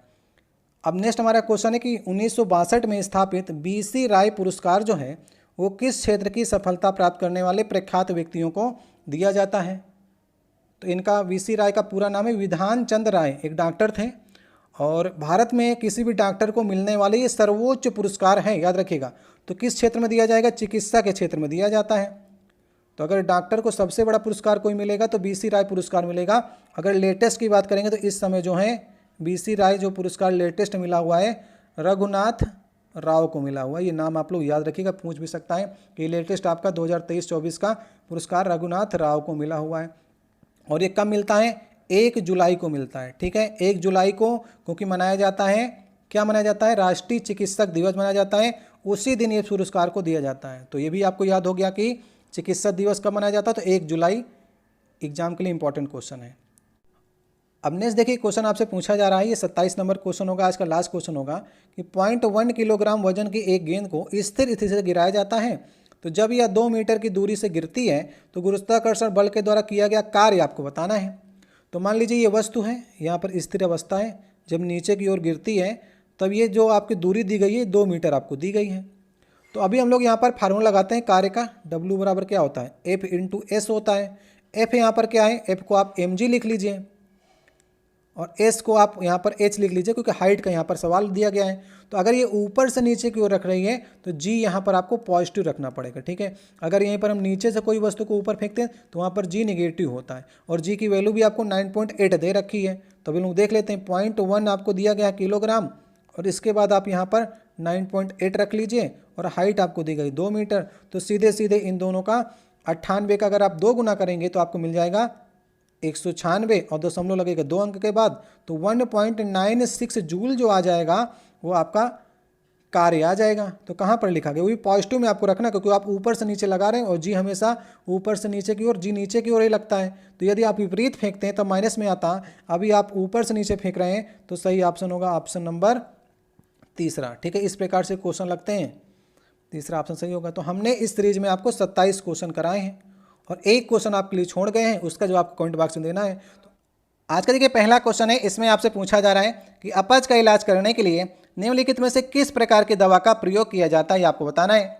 नीचे 4 ऑप्शन दिए गए, सबसे पहले एक बार आप लोग प्रयास करें लगाने का। देखिए अपच मतलब होता है बदहजमी, जैसे आप कोई चीज़ खाते हैं और पचे नहीं, उसी को हम लोग कहते हैं अपच। और ये कैसे होता है, देखिए आपके पेट में आमाशय होता है, और जब ये एसिड का उत्पादन अत्यधिक मात्रा में कर देता है, उसी से आपके पेट में जलन स्टार्ट हो जाती है, बदहजमी हो जाती है, और जो आप खाते हैं वो पचता नहीं है। तो एसिड के प्रभाव को कम करने के लिए आप कैसी दवा का इस्तेमाल करेंगे, आप एंटा एसिड दवाइयाँ खाएंगे, सही ऑप्शन होगा लास्ट वाला ऑप्शन, क्योंकि इनका नेचर जो होता है वो बेसिक नेचर की एंटा एसिड दवाइयाँ होती हैं, और एसिड और बेस किया करके साल्ट और वाटर बना देते हैं, इससे एसिड का प्रभाव जो होता है वो कम हो जाता है। तो सही ऑप्शन होगा लास्ट वाला ऑप्शन। आपके देखिए क्वेश्चन एग्जाम में पूछा जाता है, सल्फा दवा भी पूछा जाता है आपके एग्जाम में, और एंटाहिस्टामिन भी पूछा जाता है। तो सल्फा दवा का इस्तेमाल आप कब करेंगे, इसे हम लोग एंटीबायोटिक के रूप में प्रयोग करते हैं, ठीक है। तो जब भी आपसे पूछेगा कि सल्फा दवा का आप कब इस्तेमाल करेंगे, तो एंटीबायोटिक के रूप में करेंगे। और एंटाहिस्टामिन जैसे दवाइयों का इस्तेमाल करते हैं एलर्जी के लिए, जैसे आपको खुजली है, आपकी नाक बह रही है, तो इस प्रकार की जैसे एलर्जी है तो उसमें आप एंटाहिस्टामिन दवाइयों का प्रयोग करेंगे। अभी आपसे अपच पूछा गया था, तो सही ऑप्शन होगा लास्ट वाला। देखिए नेक्स्ट हमारा दूसरा क्वेश्चन है, इसमें आपसे पूछा जा रहा है कि सोडियम कार्बोनेट की हाइड्रोक्लोरिक एसिड से क्रिया कराने पर कौन सी गैस उत्पन्न होगी, आपको बताना है। तो चलिए लिख लेते हैं हम लोग फार्मूला। तो सोडियम कार्बोनेट का फार्मूला क्या होता है, Na2CO3 हो गया। इसके क्रिया करानी है हाइड्रोक्लोरिक अम्ल मतलब कि HCl से इसकी क्रिया करानी है। तो ये क्या बनेगा, यहाँ पर बनेगा NaCl बन जाएगा और इसके बाद पानी निकलेगा और कार्बन डाइऑक्साइड गैस निकलेगी। तो आपसे सिर्फ गैस ही पूछी है, तो सही ऑप्शन कौन सा होगा, जहाँ पर कार्बन डाइऑक्साइड लिखा होगा तो सही ऑप्शन होगा लास्ट वाला ऑप्शन। तो इस प्रकार से रिएक्शन आपको लिखना है, तभी आप इसको समझ पाएंगे क्या क्या चीज़ें बन रही हैं। और गैस आपसे पूछेगा तो उसको आपको गैस को सही कर देना है लास्ट वाले ऑप्शन को। अब देखिए नेक्स्ट हमारा तीसरा क्वेश्चन है। इसमें आपसे पूछा जा रहा है कि बेंजीन में सिग्मा और पाई बॉन्डों की संख्या कितनी है, ये आपको बतानी है। देखिए बेंजीन ने पूछता है या किसी अन्य पूछेगा, आज आप लोग सीख जाइए निकालना कैसे निकालते हैं सिग्मा और पाई बॉन्ड। तो किसी में भी आप निकाल सकते हैं। देखिए बेंजीन का फार्मूला क्या होता है, C6H6, ये बेंजीन का फार्मूला होता है। और इसकी संरचना कैसे बनती है, इस प्रकार से बनती है, ठीक है। तो संरचना जब आप जानेंगे तभी आप इसके सिग्मा और पाई बॉन्डों को निकाल सकते हैं। तो एक छोड़ करके यहाँ पर डबल बॉन्ड होता है और हर कोने पर यहाँ पर C लगा होता है और हर जगह पर यहाँ पर H भी लगा होगा, क्योंकि C6 है और H भी 6 है। तो इस प्रकार से H को लगा दीजिए। अभी देखिए आपको गिनने का काम करना है, कितने इसमें सिंगल बॉन्ड है और कितने इसमें डबल बॉन्ड है। तो डबल बॉन्ड तो आपको साफ साफ दिख रहे हैं, एक यहाँ पर है, एक यहाँ पर है, एक यहाँ पर है। तो अगर हम डबल बॉन्ड की बात करेंगे तो डबल बॉन्ड कितने, 3 है। और सिंगल बॉन्ड कितने होंगे, यहाँ पर देख लीजिए, एक ये हो गया, एक ये है और एक ये। 3 तो आपको अंदर है और 6 आपको बाहर मिलेंगे। 1 2 3 4 5 6, 6 आपको बाहर मिल रहे हैं और 3 आपको सिंगल बॉन्ड जो हैं वो अंदर मिल रहे हैं। तो सिंगल बॉन्डों की संख्या जो हो गई वो 9 हो गई। और अगर हम बात करेंगे डबल बॉन्ड में कितने सिग्मा और पाई होते हैं, तो डबल बॉन्ड में हर एक आपके जितने भी डबल बॉन्ड होंगे उसमें एक सिग्मा और एक पाई पाया जाएगा। तो अभी आपके पास 3 डबल बॉन्ड इस संरचना के अंदर हैं, तो यहाँ पर आपको 3 सिग्मा और 3 पाई बॉन्ड मिलेंगे, समझ गए। तो डबल बॉन्ड में एक आपको सिग्मा मिलेगा और एक आपको पाई मिलेगा। अगर 3 है तो 3 सिग्मा और 3 पाई आपको मिल गए। अब सिंगल बॉन्ड में जो होते हैं वो सिर्फ और सिर्फ जो होते हैं वो आपके सिग्मा बॉन्ड भी होते हैं, इसलिए 9 सिंगल बॉन्ड है तो 9 आपके सिग्मा बॉन्ड होंगे। तो अब सिग्मा बॉन्डों की संख्या जोड़ लीजिए, 9 3 12, 12 आपके हो जाएंगे सिग्मा बॉन्ड और 3 आपके हो जाएंगे पाई बॉन्ड। तो ये किस ऑप्शन में लिखा गया है, ऑप्शन नंबर 1 में लिखा गया है। तो सही ऑप्शन होगा पहला वाला ऑप्शन। तो इस प्रकार से आपको सिग्मा और पाई बॉन्ड निकालने होते हैं। तो एकल बंद या द्वि बंद अगर आप गिन लेंगे तो इससे आपको सब कुछ मालूम चल जाएगा। अब देखिए नेक्स्ट हमारा चौथा क्वेश्चन है। इसमें कहा जा रहा है कि सिंधु घाटी सभ्यता के लोग जो हैं वो किसकी पूजा करते थे। तो सिंधु घाटी सभ्यता के लोग जो हैं वो पशुपतिनाथ की पूजा करते थे। याद रखिएगा ये 3 मुख वाले देवता थे, जिसमें हाथी, गैंडा, चीता, भैंसा के चित्र बने थे। तो इसी प्रकार की संरचना की वो लोग पूजा करते थे। सही ऑप्शन होगा लास्ट वाला ऑप्शन, ठीक है। तो सिंधु घाटी सभ्यता से और भी आपके एग्जाम में क्वेश्चन बनते हैं। जैसे इसकी लिपि कैसी थी, सिंधु घाटी सभ्यता की लिपि जो थी वो भाव चित्रात्मक लिपि थी। ये भी आपके एग्जाम में क्वेश्चन पूछा गया है। तो अगर लिपि की बात करेंगे तो भाव चित्रात्मक लिपि थी सिंधु घाटी सभ्यता की। और वहाँ पर फसल कौन कौन सी होती थी, सबसे पहले गेहूं और जौ की खेती जो है वहाँ पर सबसे पहले स्टार्ट की गई थी। ये क्वेश्चन आपके एग्जाम में पूछे गए थे। और उनका समाज कैसा था, समाज जो था वो मात्र सत्तात्मक समाज था, ठीक है। ये भी क्वेश्चन आपके एग्जाम में पूछा गया है। और वहाँ पर एक मूर्ति मिली है, वो किसकी मूर्ति मिली है, तो नर्तकी की मूर्ति मिली है। और वो किससे बनी हुई थी, वो कांसा से बनी हुई थी। ये भी आपके एग्जाम में क्वेश्चन पूछा गया है। तो अभी सही ऑप्शन कौन सा होगा, सही ऑप्शन होगा पशुपतिनाथ की पूजा करते थे। नेक्स्ट देखिए क्वेश्चन है कि प्रकाश संश्लेषण के दौरान बने उत्पाद कौन से होते हैं, ये आपको बताना है। तो हमने आपको बताया था कि पौधे कैसे आपका भोजन बनाते हैं, तो प्रकाश संश्लेषण के द्वारा बनाते हैं। तो सबसे पहले उनको अगर मिल जाती है कार्बन डाइऑक्साइड गैस और उसके साथ अगर उन्हें पानी मिल गया और सूर्य का प्रकाश अगर उन्हें मिल गया है कहीं से और क्लोरोफिल उनके अंदर तो होता ही है, तो क्या बनाते हैं, ग्लूकोज बनाते हैं। C6H12O6 ये हमारा ग्लूकोज हो गया। साथ में पानी बनाते हैं और निकलती है ऑक्सीजन गैस, जिसे हम लोग लेते हैं और पानी बनता है और ग्लूकोज बनता है। तो ये किस ऑप्शन में रखा गया, तो प्रकाश संश्लेषण के दौरान जो उत्पाद होते हैं वे ग्लूकोज होते हैं, जल होता है और ऑक्सीजन होता है। सही ऑप्शन नंबर हमारा पहला हो जाएगा। तो ये आपको याद करके चलना है क्या क्या आपका उत्पाद बनता है। देखिए नेक्स्ट हमारा छठवां क्वेश्चन है। इसमें आपसे पूछा जा रहा है कि 10 ओम के 2 समान प्रतिरोध जो हैं वो समांतर रूप से जुड़े हैं। इस संयोजन को 10 ओम के तीसरे प्रतिरोध के साथ में जोड़ा जाता है तो संयोजन का समकक्ष प्रतिरोध कितना होगा ये आपको बताना है। तो इसे आप लोग समझने का प्रयास करिए। थोड़े से आप इस संरचना के माध्यम से देखिए कि जैसे यहाँ पर पहला प्रतिरोध हमने ये बना लिया और दूसरे प्रतिरोध को हमने ये बना लिया, इन दोनों को ये क्या कह रहा है, इनको जोड़ना है समांतर रूप से, तो हमने इनको समांतर रूप से दिखा दिया है। अब तीसरा कह रहा है कि इसी के आगे जो है तीसरा जो है 10 ओम का और जोड़ना है। तो समझ गए। तो पहले इन दोनों का संयोजन जो होगा इनको निकाल लीजिए समांतर क्रम में, फिर इसको जोड़ दीजिए श्रेणी क्रम में। तो इसी प्रकार से आपको करना है। तो पहले आप इसे समांतर क्रम में कैसे निकालते हैं, 1/r बराबर 1/r1 प्लस 1/r2। ठीक है, तो यहाँ पर देखिए 1/r क्या हो जाएगा 1/10 और प्लस 1/10 तो आ जाएगा 2/10, उल्टा कर देंगे तो r इनका संयोजन आ जाएगा 5 ओम। तो इन दोनों का संयोजन आ गया 5 ओम। ठीक है, अब 5 ओम प्लस 10 ओम को इन दोनों को श्रेणी क्रम में जोड़ना है और श्रेणी क्रम के लिए डायरेक्ट आप जोड़ देते हैं। श्रेणी क्रम के लिए 5 ओम प्लस 10 ओम श्रेणी क्रम में हो गए तो 15 ओम जो आ जाएगा इनका संयोजन आ जाएगा। तो सही ऑप्शन कौन सा हो जाएगा, सही ऑप्शन नंबर हमारा तीसरा हो जाएगा। तो समझ गए, पहले आपको दो को समांतर में जोड़ना है और फिर दोनों का जो संयोजन आएगा उसको तीसरे के साथ में श्रेणी क्रम के साथ में आपको जोड़ना है। अब देखिए नेक्स्ट हमारा 7वां क्वेश्चन है। इसमें कह रहा है कि चंद्रमा पर जी का मान जो है वो पृथ्वी पर जी के मान का 1/6 है, वो तो सबको मालूम है। यदि कोई व्यक्ति जो है पृथ्वी पर 1.5 मीटर ऊंचा उछलता है तो चंद्रमा पर वह कितनी ऊंचाई में उछल सकता है, आपको बताना है।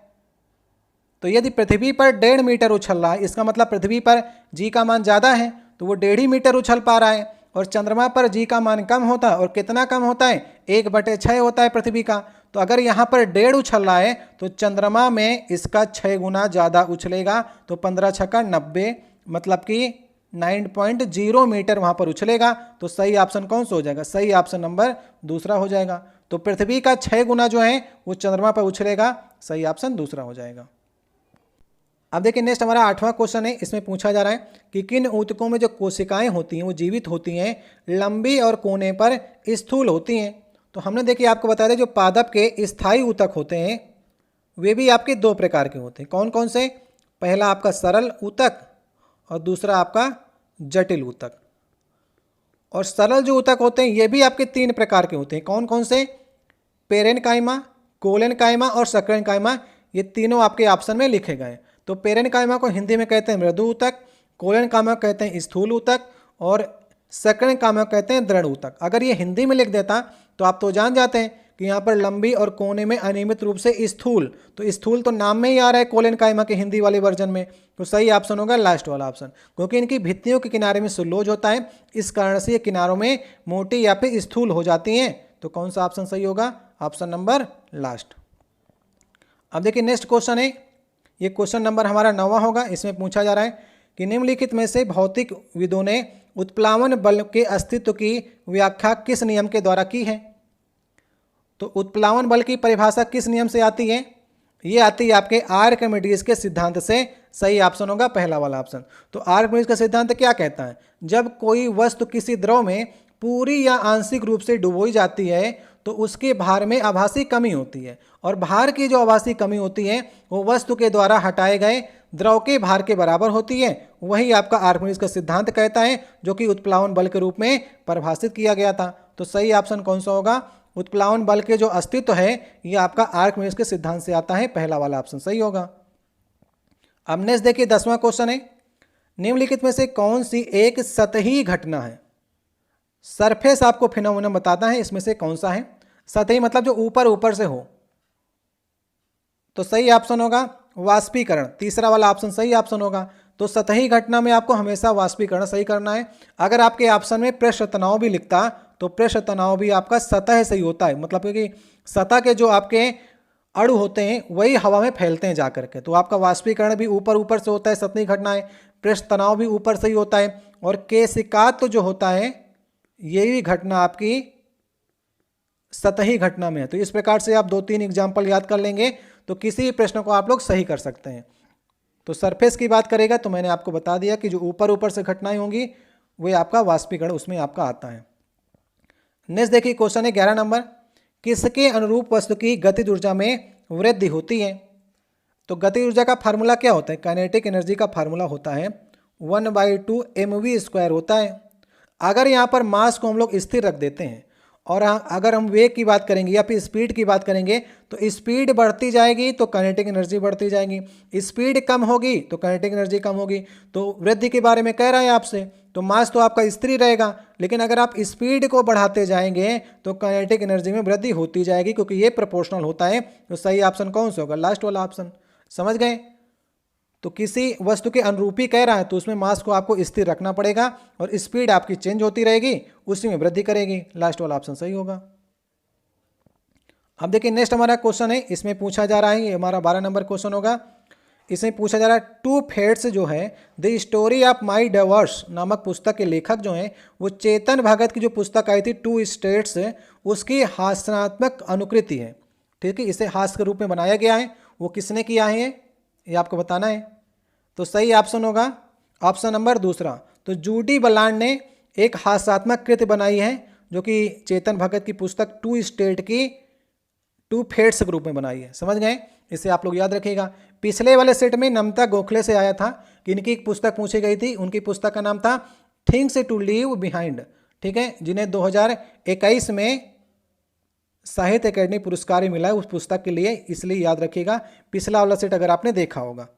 अब नेक्स्ट हमारा 13 नंबर क्वेश्चन है, इसमें पूछा जा रहा है कि अमीबा में किस प्रकार का अलैंगिक प्रजनन होता है, ये आपको बताना है। तो पिछले वाले सेट में आपसे पूछा गया था हाइड्रा का, तो हाइड्रा कैसे करता था? मुकुलन और पुनर्जनन द्वारा हाइड्रा करता था। अभी आपसे अमीबा का पूछा गया, तो पिछले सेट में हमने आपको बताया भी था कि अमीबा जो है वो द्विखंडन या फिर बाइनरी विखंडन के द्वारा अलैंगिक प्रजनन करता है। सही ऑप्शन होगा दूसरा वाला ऑप्शन। यदि आपसे ईस्ट पूछता है तो ईस्ट भी आपका मुकुलन के द्वारा करता है। यदि आपसे हाइड्रा पूछता है तो पिछले वाले में पूछ ही चुका है, वो आपका मुकुलन या फिर पुनर्जनन के द्वारा करता है। तो इन सब को आपको याद करके चलना है। तो अभी सही ऑप्शन होगा दूसरा वाला। अब नेक्स्ट देखिए, यहाँ पर एक रिएक्शन आपको दी गई है, इस रिएक्शन को आपको ध्यान से पढ़ना है और इसमें अगर आप ऑक्सीडेशन नंबर निकालना जान जाएंगे तो आप इसमें समझ सकते हैं कि किसका ऑक्सीडेशन हो रहा है और कौन यहाँ पर अपचयित हो रहा है। तो सबसे पहले इस रिएक्शन को आप देखिए। यहाँ पर अगर आप देख रहे होंगे तो एसएन की अगर हम वैलेंसी की बात करेंगे या फिर ऑक्सीडेशन नंबर की बात करेंगे तो एसएन यहाँ पर +2 होगा और क्लोरीन यहाँ पर -1 होगा। इसकी ऑक्सीडेशन नंबर हमने निकाल ली। अगर यहाँ पर Hg की बात करेंगे तो Hg यहाँ पर +2 होगा और क्लोरीन यहाँ पर -1 होगा।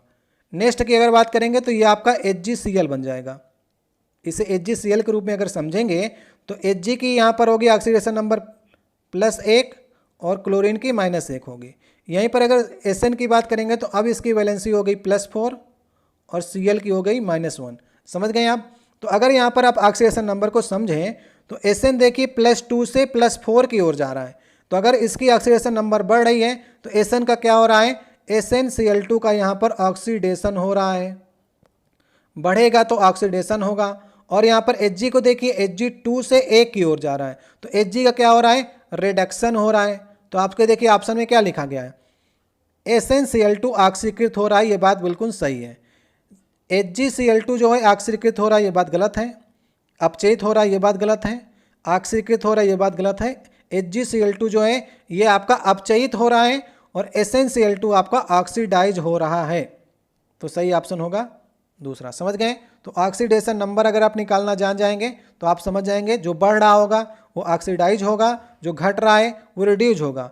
अब पिछले वाले में पूछा भी गया था, क्योंकि ये आपका ये रिएक्शन जो होगी आपकी रिडॉक्स रिएक्शन होगी, क्योंकि इसमें दोनों क्रियाएं आपकी हो रही हैं। पिछले में पूछा गया था कि जिसका जो ऑक्सीडाइज होता है वो SnCl2 फिर हो जाएगा रिड्यूसिंग एजेंट हो जाएगा। उल्टा होता है ना, पिछले वाला सेट में हमने आपसे चर्चा भी की थी। अब देखिए नेक्स्ट क्वेश्चन है, ये 15 नंबर क्वेश्चन। हीरे के कार्बन परमाणु में बाहरी कोश में मुक्त कितने इलेक्ट्रॉन्स होते हैं, ये आपको बताना है। तो हीरे में कितने आपके मुक्त इलेक्ट्रॉन्स होते हैं? तो हीरे में 0 आपके मुक्त इलेक्ट्रॉन्स होते हैं, कोई भी नहीं होता है। इसीलिए हीरा जो होता है वो विद्युत और उष्मा के कुचालक होता है। अगर इसमें कोई भी फ्री इलेक्ट्रॉन्स होते हैं तो इसकी कंडक्टिव आपकी हो जाती, इसलिए हीरा विद्युत और उष्मा का कुचालक होता है, क्योंकि इसमें कोई भी बॉन्ड जो है वो इलेक्ट्रॉन युक्त नहीं होता, कोई भी फ्री इलेक्ट्रॉन इसमें नहीं होते। समझ गए आप? और ये कार्बन का शुद्धतम रूप होता है। हीरा हो गया, ग्रेफाइट हो गया, फुलरीन हो गए, ये कार्बन के अपर रूपों में आते हैं आपके, इसलिए कार्बन जो होता है वो कठोर भी होता है। लेकिन अगर आपसे ग्रेफाइट पूछता, कहीं पर ग्रेफाइट अगर आपसे पूछता तो ग्रेफाइट में क्या होता है? एक फ्री इलेक्ट्रॉन्स होता है और ग्रेफाइट आपका विद्युत का सुचालक भी होता है इसी कारण से। समझ गए? तो यदि आपसे हीरे में पूछेगा तो आपको शून्य लिखना है, यदि आपसे ग्रेफाइट में पूछेगा तो ग्रेफाइट में आपका एक आपका मुक्त इलेक्ट्रॉन्स होता है। सही ऑप्शन होगा पहला वाला। 16 नंबर क्वेश्चन है, यहाँ पर पूछा जा रहा है आपसे कि यह दर्रा जो है वो जम्मू कश्मीर की जास्कर सीमा में स्थित है और श्रीनगर को लेह तक का सड़क मार्ग जो है वो इससे होकर के गुजरता है। ये सिंधु नदी के द्वारा बनाया गया है। तो इस दर्रे की आपको पहचान करनी है। देखिए दर्रा क्या होता है, दर्रा एक सुराख होता है। जैसे कोई हमारा पहाड़ हो गया, उसके किनारे से नदी बह रही है और फिर धीरे धीरे नदी अगर इसके पार जाने का प्रयास कर रही है तो इस पहाड़ को काटना स्टार्ट करती है। धीरे धीरे हजारों लाखों वर्षों में इस पहाड़ को काट करके नदी इसके बीच से निकलना स्टार्ट कर देती है। फिर नदी यदि सूख गई तो वहाँ पर रास्ता बन जाता है, या फिर नदी ने रास्ता चेंज कर दिया तो उससे मनुष्य जो है रास्ता बना करके उस दर्रे से निकलना स्टार्ट कर देता है। तो सिंधु नदी के द्वारा जो दर्रा बनाया गया उसकी आपको पहचान करनी है। सही ऑप्शन होगा जोजिला दर्रा जो है वो सिंधु नदी ने काट काट करके बनाया है, जिससे हम लोगों ने सड़क बना ली है श्रीनगर से लेह तक की। सही ऑप्शन होगा पहला वाला ऑप्शन। देखिए माना और नीति दर्रे जो हैं ये आपके उत्तराखंड में है, कई बार आपके एग्जाम में क्वेश्चन पूछा गया है। ठीक है, तो माना और नीति दर्रे कहाँ पर है? उत्तराखंड में है। रोहतास दर्रा कहाँ पर पड़ता है? हिमाचल प्रदेश में पड़ता है। आपके एग्जाम में देखिए सिंधु नदी का पूछा जाता है और भी दो नदियाँ हैं, एक आपको देखिए सतलज नदी का पूछा जाता है। सतलज नदी ने काट काट करके एक दर्रे का निर्माण किया है जिसका नाम है सीप किला दर्रा। ठीक है, कई बार आपके एग्जाम में पूछा गया है। तो सतलज, सा से सतलज, सा से सीप किला, ये दर्रा आपका हिमाचल प्रदेश में पड़ता है, इसलिए याद कर लीजिएगा।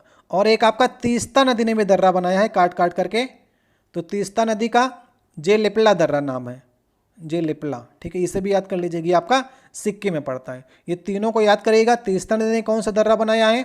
जेलिपला। सतलज ने सीप किला, सिंधु नदी ने जोजिला। तो सही ऑप्शन इस समय कौन सा होगा?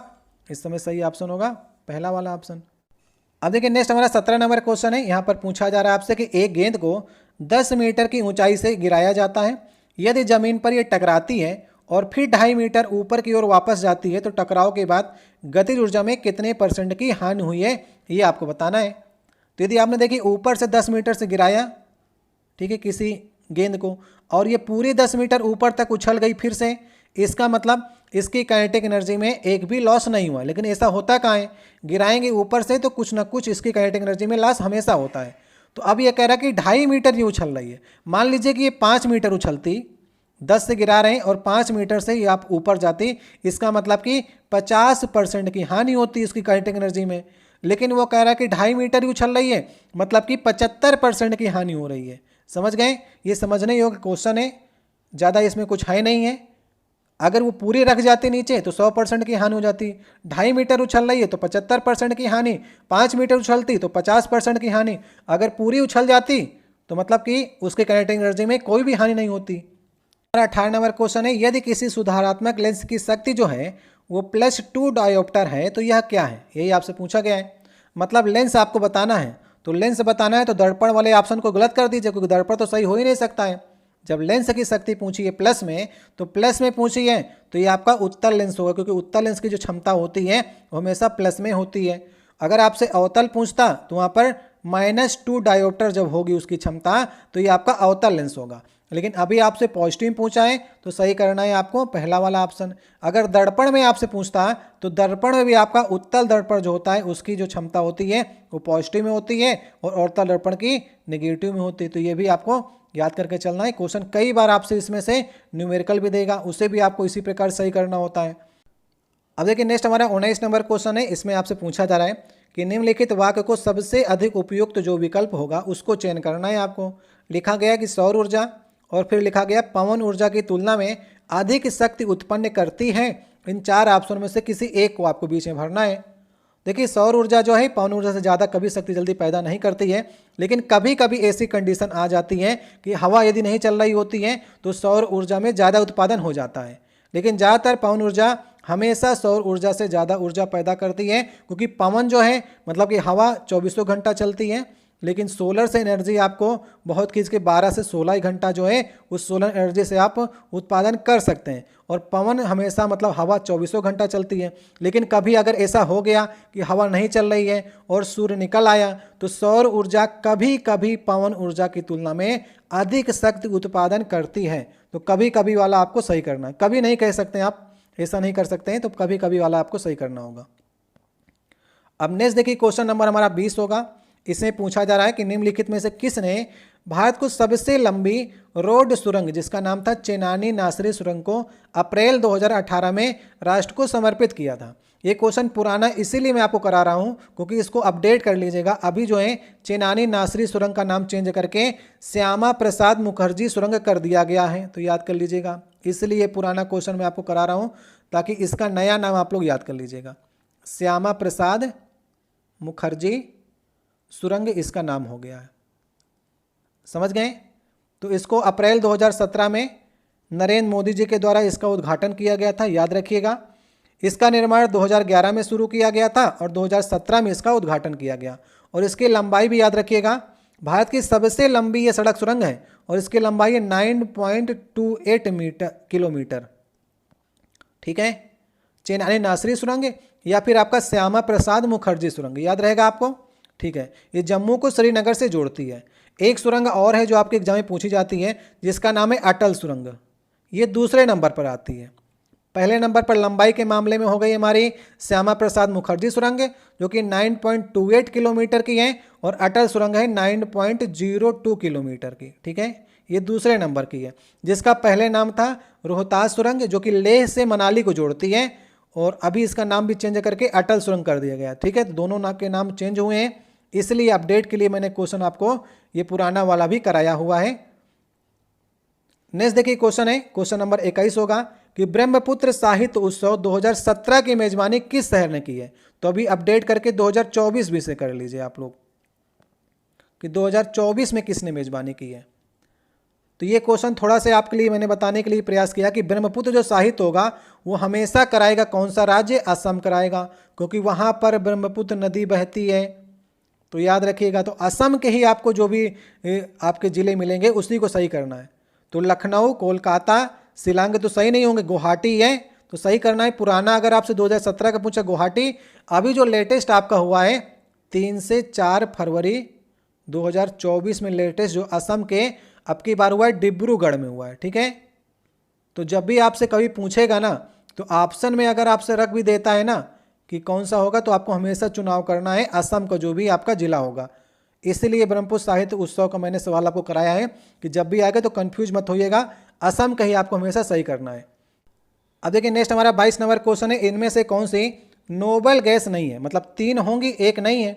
नोबल गैस आप लोग सारी याद कर लीजिएगा कौन कौन सी हैं, हीलियम, नियान, आर्गन, क्रिप्टान, जिनान और रेडान, ये हमारी जो हैं वो नोबल गैस हैं क्योंकि इनका अष्टक जो होता है पूर्ण होता है, ये किसी से क्रिया नहीं करती हैं। इन्हें शून्य वर्ग में या फिर 18वें वर्ग में रखा गया है। इनसे कई क्वेश्चन आपके एग्जाम में पूछे जाते हैं।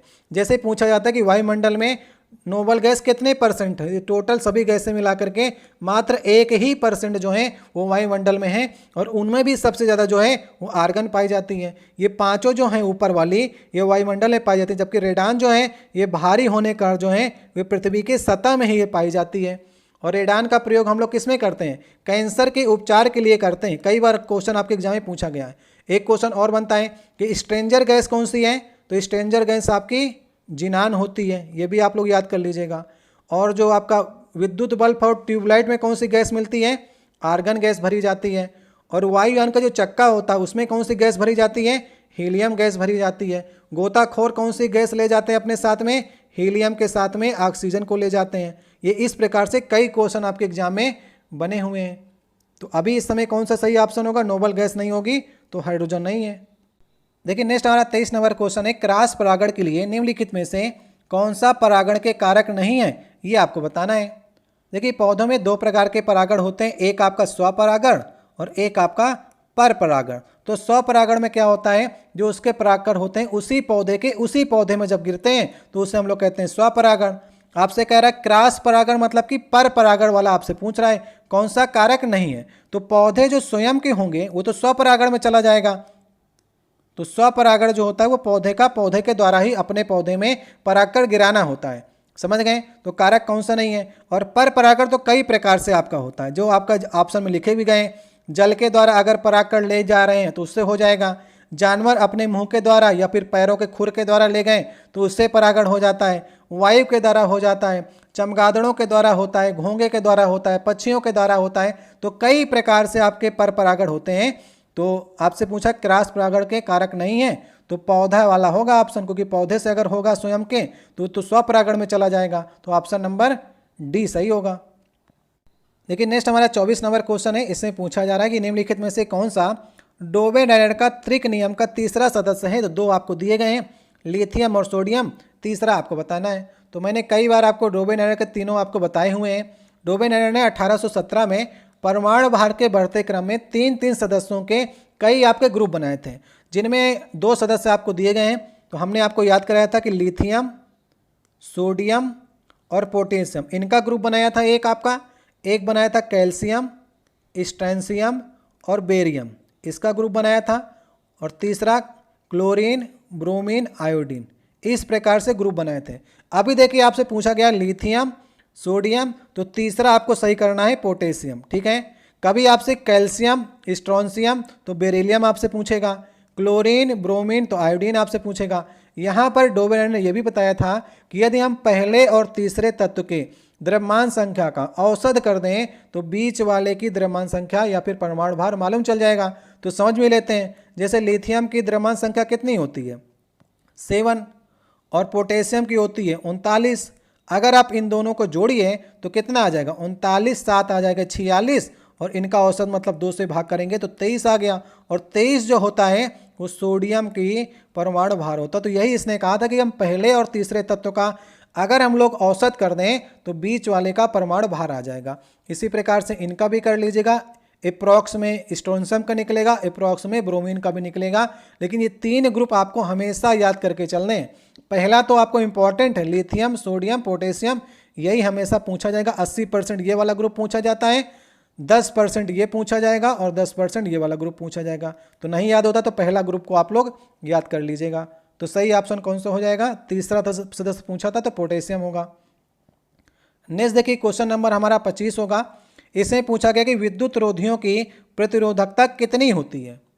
तो इंसुलेटर की आपसे पूछा जा रहा है कि प्रतिरोधकता, तो इसकी प्रतिरोधकता जो होती है वो सबसे ज़्यादा होगी, क्योंकि आप जानते हैं कि चालक आपके 3 प्रकार के होते हैं। एक आपका कंडक्टर होता है जो चालक होते हैं, एक आपके सेमी कंडक्टर होते हैं जो अर्धचालक होते हैं, और तीसरा आपका आता है इंसुलेटर आते हैं।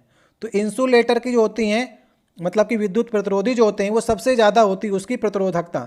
अगर हम कंडक्टर की बात करेंगे, चालकों की बात करेंगे, तो उनकी सबसे कम होती है, लो आपकी रेजिस्टिविटी होती है। कितनी होती है ये भी आपके एग्जाम पूछा, 10⁻⁻8 से 10⁻⁻4 तक इनकी रेजिस्टिविटी होती है, क्योंकि सबसे कम होती है। सेमी कंडक्टर की 10⁻4 से लेकर के 10⁻8 तक होती है, और इंसुलेटर की जो होती है 10⁻12 से लेकर के 10⁻17 ओम मीटर तक होती है। याद रखिएगा, क्योंकि इनमें किसी प्रकार की कोई भी चालक काम नहीं करता। जैसे आपका रबर हो गया, लकड़ी हो गई, कांच हो गया, चीनी मिट्टी हो गया, कागज हो गया, पीवीसी हो गया, ये सभी इंसुलेटर में आते हैं। इनमें धारा का प्रभाव बहुत ही कम होता है। ये धारा के प्रवाह को रोकने का काम जो होता है वो इसकी रेजिस्टिविटी करती है। तो याद रहेगा, तो इंसुलेटर की इतनी होती है। कहीं पर देखिए 10⁻8 से भी स्टार्टिंग करके 10⁻18 भी लिख देगा ना, तो उसे भी आपको सही करना है। अभी देखिए आपके ऑप्शन में सबसे ज़्यादा वाला आपको सिलेक्ट करना है, लास्ट वाला ऑप्शन सही ऑप्शन होगा। और ये आप फार्मूले में कहाँ पर देखते हैं रेजिस्टिविटी का प्रयोग, तो जब आप फार्मूले देखेंगे R बराबर रो L/A होता है ना, तो रो जो होता है यही आपकी रेजिस्टिविटी होती है। समझ गए आप लोग। चलिए नेक्स्ट क्वेश्चन की ओर चलते हैं। क्वेश्चन नंबर ये हमारा 26 नंबर क्वेश्चन होगा, और ये लास्ट क्वेश्चन है।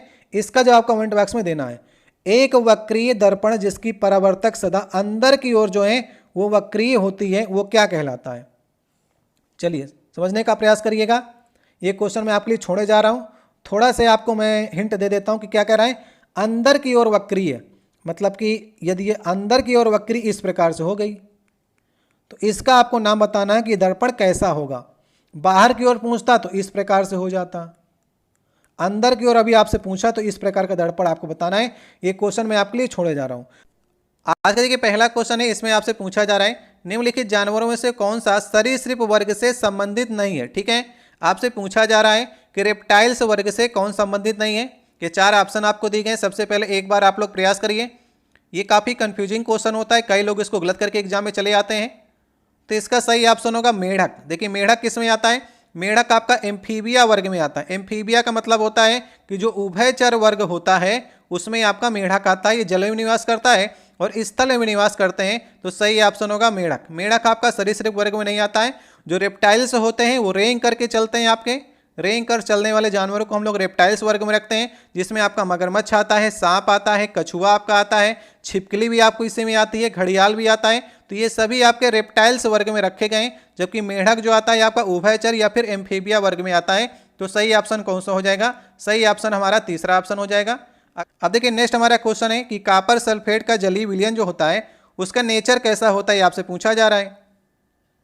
तो कॉपर सल्फेट सबसे पहले किस प्रकार से बनता है, देखिए कॉपर सल्फेट CuSO4 होता है और इसकी बात करेंगे तो ये आयन में आपका टूट जाता है। ठीक है, आयन में टूटने के बाद ये कॉपर के 2 आयन बना लेता है और SO4 के यहाँ पर 2- आयन बना लेता है। और कॉपर के जो आपके 2 आयन होते हैं ये आपके पानी से क्रिया करने के बाद ये तो बना लेता है कॉपर हाइड्रोक्साइड और साथ में 2H+ आयन छोड़ देता है। अगर H+ आयन की संख्या ज़्यादा हो जाएगी तो विलयन आपका कैसा हो जाएगा, अम्लीय हो जाएगा। और अगर अम्लीय विलयन हो गया तो फिर नीले लिटमस पेपर को वो क्या कर देगा, लाल में चेंज कर देगा, क्योंकि बेस करता है ब्लू तो एसिड करेगा रेड। सही ऑप्शन हो जाएगा तीसरा वाला। तो आपको ये याद करके चलना है कि कॉपर सल्फेट का जो जलीय विलयन होता है ये अम्लीय होता है। ठीक है, इतना आप याद कर लेंगे तो आप एग्जाम में एक क्वेश्चन को सही करके आएंगे। कॉपर सल्फेट का अगर जलीय विलयन अम्लीय हो गया तो नीले लिटमस पेपर को लाल करेगा, क्योंकि अम्ल का काम क्या होता है, नीले लिटमस पेपर को लाल रंग में चेंज करना होता है। बेस क्या करता है, बेस ब्लू करता है। तो तीसरा वाला ऑप्शन सही ऑप्शन होगा। अब देखिए नेक्स्ट क्वेश्चन है, इसमें पूछा जा रहा है आपसे कि एक आपतित किरण जो है एक समतल दर्पण के साथ में 20 डिग्री का कोण बनाते हुए आपतित होती है, तो आपतित और परिवर्तित किरणों के बीच में कितना एंगल होगा ये आपको बताना है। इस प्रकार से काफ़ी क्वेश्चन आपके एग्जाम में पूछे जाते हैं, तो इन्हें आपको कैसे तैयार करना है। सबसे पहले देखिए एक समतल दर्पण आप यहाँ पर बना लीजिए, ये हमारा समतल दर्पण हो गया। ठीक है, समझने के लिए आप लोग समझिएगा। और यहाँ पर आपको अभिलंब बनाना है, ये हमारा अभिलंब हो गया। आपसे क्या कह रहा है, आपतित किरण एक समतल दर्पण के साथ में 20 डिग्री कोण बना रही है। तो मान लीजिए कि हमारी आपतित किरण हो गई और समतल दर्पण के साथ में, ये समतल दर्पण है, इसके साथ में 20 डिग्री का एंगल ये बन गया। और अगर आपतित किरण है समतल दर्पण के साथ में 20 डिग्री का एंगल बना रही है तो परिवर्तित किरण भी इसी प्रकार से ही आपकी निकलेगी। ठीक है, जितने पर 20 डिग्री पर आ रही है उतने पर ही निकलेगी, तो 20 डिग्री से परिवर्तित किरण भी हो गई। और आपको मालूम है कि समतल दर्पण में I = R होता है, मतलब कि इंसिडेंट एंगल जो होगा और रिफ्लेक्ट एंगल ये दोनों आपके सेम होते हैं। और ये एंगल कहाँ पर से गिने जाते हैं, ये अभिलंब से गिने जाते हैं। तो यहाँ पर से I जो हो गया और यहाँ पर से R जो हो गया, ये दोनों आपके सेम होंगे, मतलब बराबर होंगे। अब हम लोग देख लेते हैं, देखिए टोटल आपका ये पूरा कितना होगा, ये पूरा आपका 180 होगा। और यहाँ पर 20 और 20 आप पहले ही निकाल चुके हैं, तो अगर 180 में से 40 घटा देंगे तो बचा आपका कितना, 140। 140 का मतलब ये हो गया कि 70 डिग्री इंसिडेंट एंगल हो गया और 70 डिग्री आपका रिफ्लेक्ट एंगल हो गया। आपसे पूछा क्या गया है, आपतित और परिवर्तित किरणों के बीच का कोण, मतलब कि ये आपतित किरण हो गई ये वाली इंसिडेंट और ये परिवर्तित किरण हो गई, इन दोनों के बीच का कोण I+R होगा। और I+R मैंने आपको बताया कि 140 डिग्री निकल कर आएगा। तो सही ऑप्शन कौन सा होगा, सही ऑप्शन नंबर हमारा पहला हो जाएगा। अगर आपसे आपतित किरण पूछता तो 70 डिग्री होता। ठीक है, लेकिन दोनों आपसे पूछा है ना, आपतित और परिवर्तित किरणों के बीच का कोण पूछा है, तब आपको सही करना है 140। सही ऑप्शन नंबर हमारा पहला हो जाएगा। अब देखिए नेक्स्ट हमारा चौथा क्वेश्चन है, यहाँ पर लिखा गया कि यदि किसी वस्तु का वेग जो है इसके प्रारंभिक वेग से 2 गुना कर दिया जाता है तो इसकी गतिज ऊर्जा इसकी प्रारंभिक गतिज ऊर्जा का n गुना हो जाती है। तो n का मान आपको निकालना है। तो देखिए काइनेटिक एनर्जी का फार्मूला क्या होता है, काइनेटिक एनर्जी बराबर होता है 1/2 mv² होता है। ये क्या कह रहा है, वेग को 2 गुना कर दे रहा है, तो वेग को आप 2 गुना कर दीजिए। अगर यहाँ पर v की जगह पर 2v आप रखेंगे तो इसका स्क्वायर करना पड़ेगा आपको, और स्क्वायर करेंगे तो ये 4v² बन जाएगा। और 4 को अगर आप आगे ले आएंगे तो 1/2 mv², फिर से आपको इधर लिखना पड़ेगा। और 1/2 mv² क्या होता है, ये आपकी काइनेटिक एनर्जी होती है। तो कितना गुना हो गई, 4 गुना हो गई। तो n की वैल्यू कितनी हो जाएगी, 4 हो जाएगी। सही ऑप्शन नंबर हमारा पहला हो जाएगा। तो याद रखिएगा, वेग अगर आप 2 गुना करेंगे तो काइनेटिक एनर्जी जो है 4 गुना हो जाएगी। सही ऑप्शन पहला वाला हो जाएगा। अब देखिए नेक्स्ट हमारा 5वां क्वेश्चन है। इसमें कह रहा है कि निम्नलिखित में से कौन सा कथन जो है गलत है। ठीक है, गलत कथन की आपको पहचान करनी है। तो चारों को आपको ध्यान से पढ़ना है। पहले में लिखा गया है कि पदार्थ के कणों के बीच में रिक्त स्थान होते हैं। ये बात बिल्कुल सही है। पदार्थ के कणों में रिक्त स्थान होते हैं, ठोसों में कम होते हैं, द्रवों में थोड़ा ज़्यादा होते हैं, गैसों में और ज़्यादा होते हैं, लेकिन रिक्त स्थान तो होता है। पदार्थ के कण जो होते हैं बहुत छोटे होते हैं, ये बात बिल्कुल सही है। पदार्थ के कण एक दूसरे को आकर्षित करते हैं, ये बात बिल्कुल सही है। पदार्थ के कण जो होते हैं स्थिर अवस्था में होते हैं, ये बात बिल्कुल गलत है। ठीक है, यही आपसे पूछा गया था, तो सही ऑप्शन होगा लास्ट वाला। पदार्थ के जो कण होते हैं वो स्थिर अवस्था में नहीं होते, वो चलायमान अवस्था में होते हैं। ठोसों में कम चलते हैं, द्रव में ज़्यादा चलते हैं, और गैसों में और ज़्यादा चलायमान होते हैं। तो स्थिर अवस्था में तो नहीं कह सकते हैं आप। सही ऑप्शन होगा लास्ट वाला ऑप्शन। अब देखिए नेक्स्ट हमारा क्वेश्चन है, पौधों में किस हार्मोन के संचार के कारण जो है प्रकाश की ओर वो झुक जाते हैं। ये 4 ऑप्शन आपको दी गए हैं। तो इसका सही ऑप्शन होगा ऑक्सिन जो आपका हार्मोन होता है, इसके कारण जो है पौधे प्रकाश की ओर झुक जाते हैं। तो ऑक्सिन जो आपका हार्मोन है, इसकी खोज किसने की थी? 1880 में डार्विन ने इसकी खोज की थी। याद रखिएगा, कई बार आपके एग्जाम में क्वेश्चन पूछा गया है। और ये पौधे के कोशिका विभाजन में भाग लेता है, पादप की वृद्धि में भाग लेता है, आपका जो तने में वृद्धि होती है उसमें भी सहायता करता है, और जड़ की और तने की जो वृद्धि अनियंत्रित करता है उसको भी नियंत्रित करने का काम जो होता है वो ऑक्सिन हार्मोन करता है। तो ये सबसे महत्वपूर्ण हार्मोन होता है पौधे का। ठीक है, तो सही ऑप्शन होगा दूसरा वाला। अब देखिए नेक्स्ट हमारा 7वां क्वेश्चन है, निम्नलिखित में से कौन सी धातु जो है वो सबसे अधिक अपक्रियाशील है, आपको बतानी है। ये 4 ऑप्शन आपको दिए गए। तो धातुओं की अपक्रियाशीलता जानने के लिए आपको ये श्रेणी को देखना होगा जो धातुओं की अपक्रियाशीलता को दर्शाती है। सबसे ऊपर के जो तत्व होते हैं वो सबसे अधिक अपक्रियाशील होते हैं। जैसे आप नीचे की ओर आते हैं तो इनकी घटती अपक्रियाशीलता को ये दर्शाता है। तो यहाँ पर देखिए सबसे ऊपर रखा गया है पोटेशियम को, फिर सोडियम को, फिर कैल्शियम को। कैल्शियम आपके ऑप्शन में दिख रहा था, और कैल्शियम जो होगा वो सबसे ऊपर ही रखा गया है, तो उसकी अपक्रियाशीलता जो होगी वो सबसे ज़्यादा होगी। इसके नीचे आपको magnesium, aluminium, zinc, iron, lead मिलेगा, फिर आपको हाइड्रोजन मिलेगा। हाइड्रोजन के नीचे जो धातुएं आपकी होती हैं ये सबसे कम अपक्रियाशील होती हैं, जिसमें आपका तांबा हो गया, पारा हो गया, सिल्वर हो गया, गोल्ड हो गया, ये सभी आपकी उत्कृष्ट धातुएं कहलाती हैं और जल्दी ये क्रिया किसी से नहीं करती हैं। तो ऊपर वाली जो होती हैं वो अपक्रियाशील होती हैं, नीचे वाली अपक्रियाशील ज़्यादा नहीं होती हैं। तो पूछा क्या गया है सबसे अधिक अपक्रियाशील, और इसमें अगर आप अपक्रियताशील में देखेंगे तो सबसे पहले आपको कैल्शियम मिलेगा। तो ऑप्शन नंबर कौन सा सही हो जाएगा? ऑप्शन नंबर हमारा सही हो जाएगा दूसरा वाला। अब देखिए नेक्स्ट क्वेश्चन है, इसमें कहा जा रहा है कि जब एक बंदूक से गोली चलाई जाती है तो बंदूक पीछे की ओर ढकेलती है। तो इस उदाहरण जो है न्यूटन के कौन से नियम को दर्शाता है, आपको बताना है। तो यदि बंदूक से आपने गोली चलाई और बंदूक पीछे की ओर हट गई तो यहाँ पर क्रिया का प्रतिक्रिया नियम लगा, और क्रिया प्रतिक्रिया का नियम जो होता है वो गति का तीसरा नियम होता है। सही ऑप्शन नंबर हमारा पहला हो जाएगा। इसमें अगर आपसे पूछता है कि क्रिया प्रतिक्रिया के नियम में और कौन से एग्जाम्पल आपके होते हैं, जैसे कि रॉकेट आपका होता है ना, रॉकेट का ऊपर जाना जो होता है, तो गैसें नीचे की ओर बल लगाती है तो रॉकेट हमारा ऊपर की ओर जाता है। तो रॉकेट में भी आपका रॉकेट का आगे बढ़ना जो हो गया वो क्रिया प्रतिक्रिया का नियम आपको हो जाता है। ऊंचाई से जब आप कूदते हैं तो आपके पैर में चोट लग जाती है, तो वहाँ पर भी क्रिया प्रतिक्रिया का नियम लिखता है। और नाव से यदि आप उतर रहे हैं तो नाव में जब आप झटका मार करके आगे की ओर उतरते हैं तो पैर से आपका पीछे की ओर बल लगता है, तो नाव पीछे की ओर जाती है। तो नाव से उतरने पर भी आपका क्रिया प्रतिक्रिया का नियम लगता है, वो भी आपका तीसरा नियम होगा। ठीक है, गति का पहला नियम जो होता है इससे हम लोग कहते हैं जड़त्व का नियम, और गति का दूसरा नियम जो होता है इसे संवेग परिवर्तन का नियम कहते हैं। तो अभी इस समय सही ऑप्शन कौन सा होगा? सही ऑप्शन होगा पहला वाला। अब देखिए नेक्स्ट हमारा 9वां क्वेश्चन है, निम्नलिखित को एक उचित अनुक्रम में आपको व्यवस्थित करना है। उत्परिवर्तन यहाँ पर आपको दिया गया है, जन्नात्मक विगलन आपको दिया गया है, प्राकृतिक चयन दिया गया है, विकास नीचे आपको इंग्लिश में लिखा मिल रहा है, और इसके बाद आपको सुदृढ़ करना है कि पहले कौन सी क्रिया होगी उसके बाद कौन सी क्रिया होगी। तो देखिए सबसे पहले जो क्रिया होती है किसी भी जीव में वो उत्परिवर्तन की होती है, म्यूटेशन की होती है।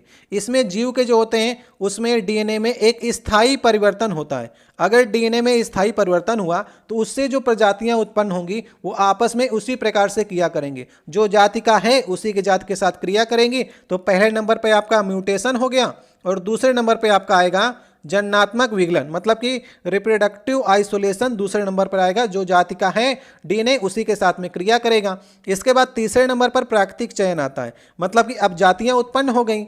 इसके बाद प्राकृतिक चयन का मतलब होता है जीव जो हैं पर्यावरण के अनुकूल जो हैं, अगर उनके पर्यावरण के अनुकूल वो जीवित रह पाते हैं तो ठीक है, नहीं तो वो खात्मा उनका हो जाएगा। तो प्राकृतिक चयन इसके बाद तीसरा महत्वपूर्ण होता है। अगर वो प्रकृति के साथ अनुकूल स्थिति में रह लिए तो ठीक है।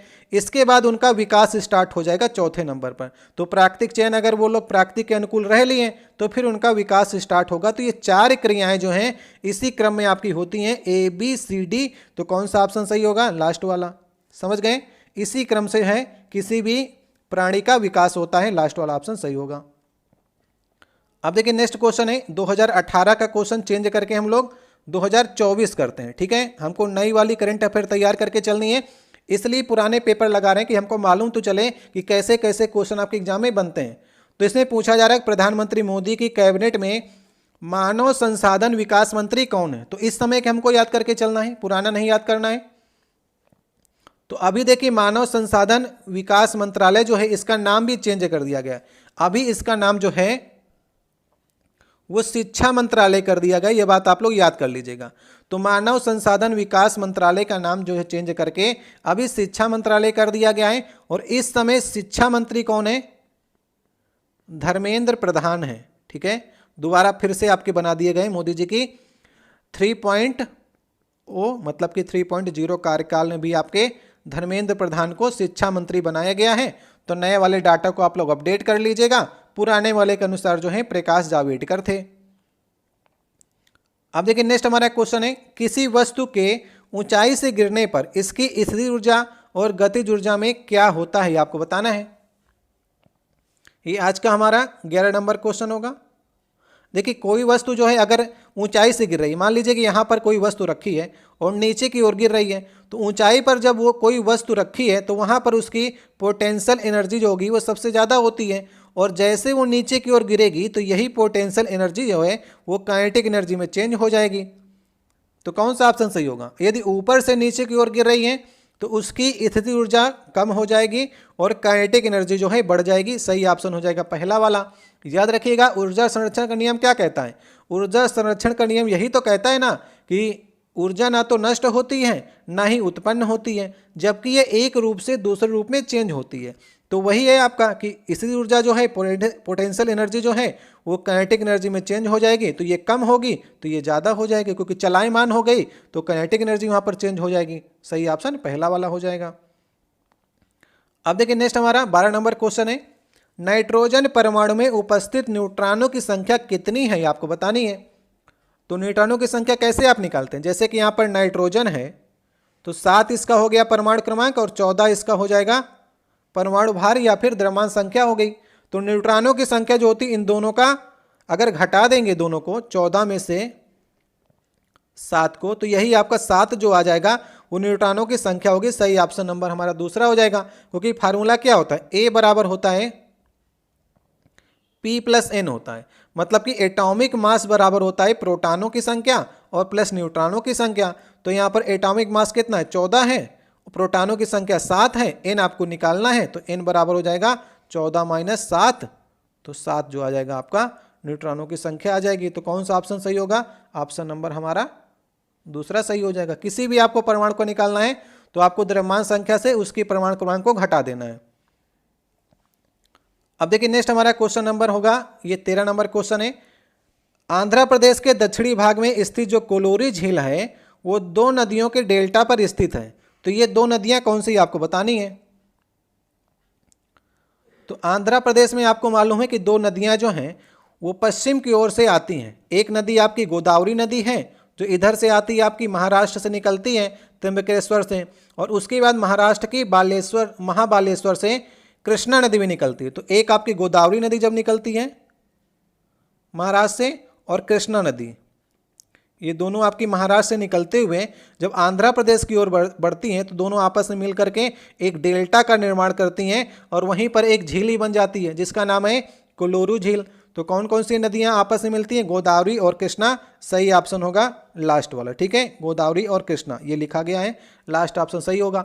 इससे देखिए कई क्वेश्चन आपके एग्जाम बनते हैं। एक तो क्वेश्चन ये बनता है कि प्रायद्वीपीय भारत की सबसे लंबी नदी कौन है? तो प्रायद्वीपीय भारत मतलब कि दक्षिण भारत की सबसे लंबी नदी जो है वो गोदावरी नदी है, याद रखिएगा। कितने किलोमीटर की है? 1465 किलोमीटर की टोटल इसकी लंबाई है गोदावरी नदी की, ठीक है। कृष्णा नदी जो आती है वो दूसरे नंबर की सबसे बड़ी नदी है दक्षिण की, और इसका कितना किलोमीटर का रेंज है? 1400 किलोमीटर तक ये बहती है आपकी, समझ गए। इसके बाद आपकी ये आंध्र प्रदेश के पास बंगाल की खाड़ी में जाकर के गिर जाती है। तो पहले नंबर पर प्रायद्वीपीय भारत की सबसे लंबी नदी गोदावरी, और दूसरे नंबर पर दक्षिण भारत की सबसे लंबी नदी कृष्णा नदी है। ये बात आपको याद करके चलनी है। और कोलोरू झील जो है आपकी, ये मीठे पानी की झील है। तो सही ऑप्शन होगा हमारा लास्ट वाला, गोदावरी और कृष्णा। इसके बाद देखिए नेक्स्ट क्वेश्चन है कि शुष्क लिटमस पेपर पर शुष्क HCl गैस पर अगर गैस की क्रिया से क्या होता है, ये आपको बताना है। ये आज का हमारा 14 नंबर क्वेश्चन हो जाएगा। तो देखिए यहां पर क्या कह रहा है, शुष्क लिटमस पेपर है। लिटमस पेपर भी सूखा है और जो HCl गैस है ये भी सूखी है। अगर दोनों सूखी हैं तो इसमें कोई भी आयन जो है वो उत्पन्न नहीं होंगे। अभी आपको देखिए हमने कॉपर सल्फेट के विलयन का कराया था, तो उसको जलीय विलयन था, तो जलीय विलयन था तो उसके आयन आपस में टूट गए थे।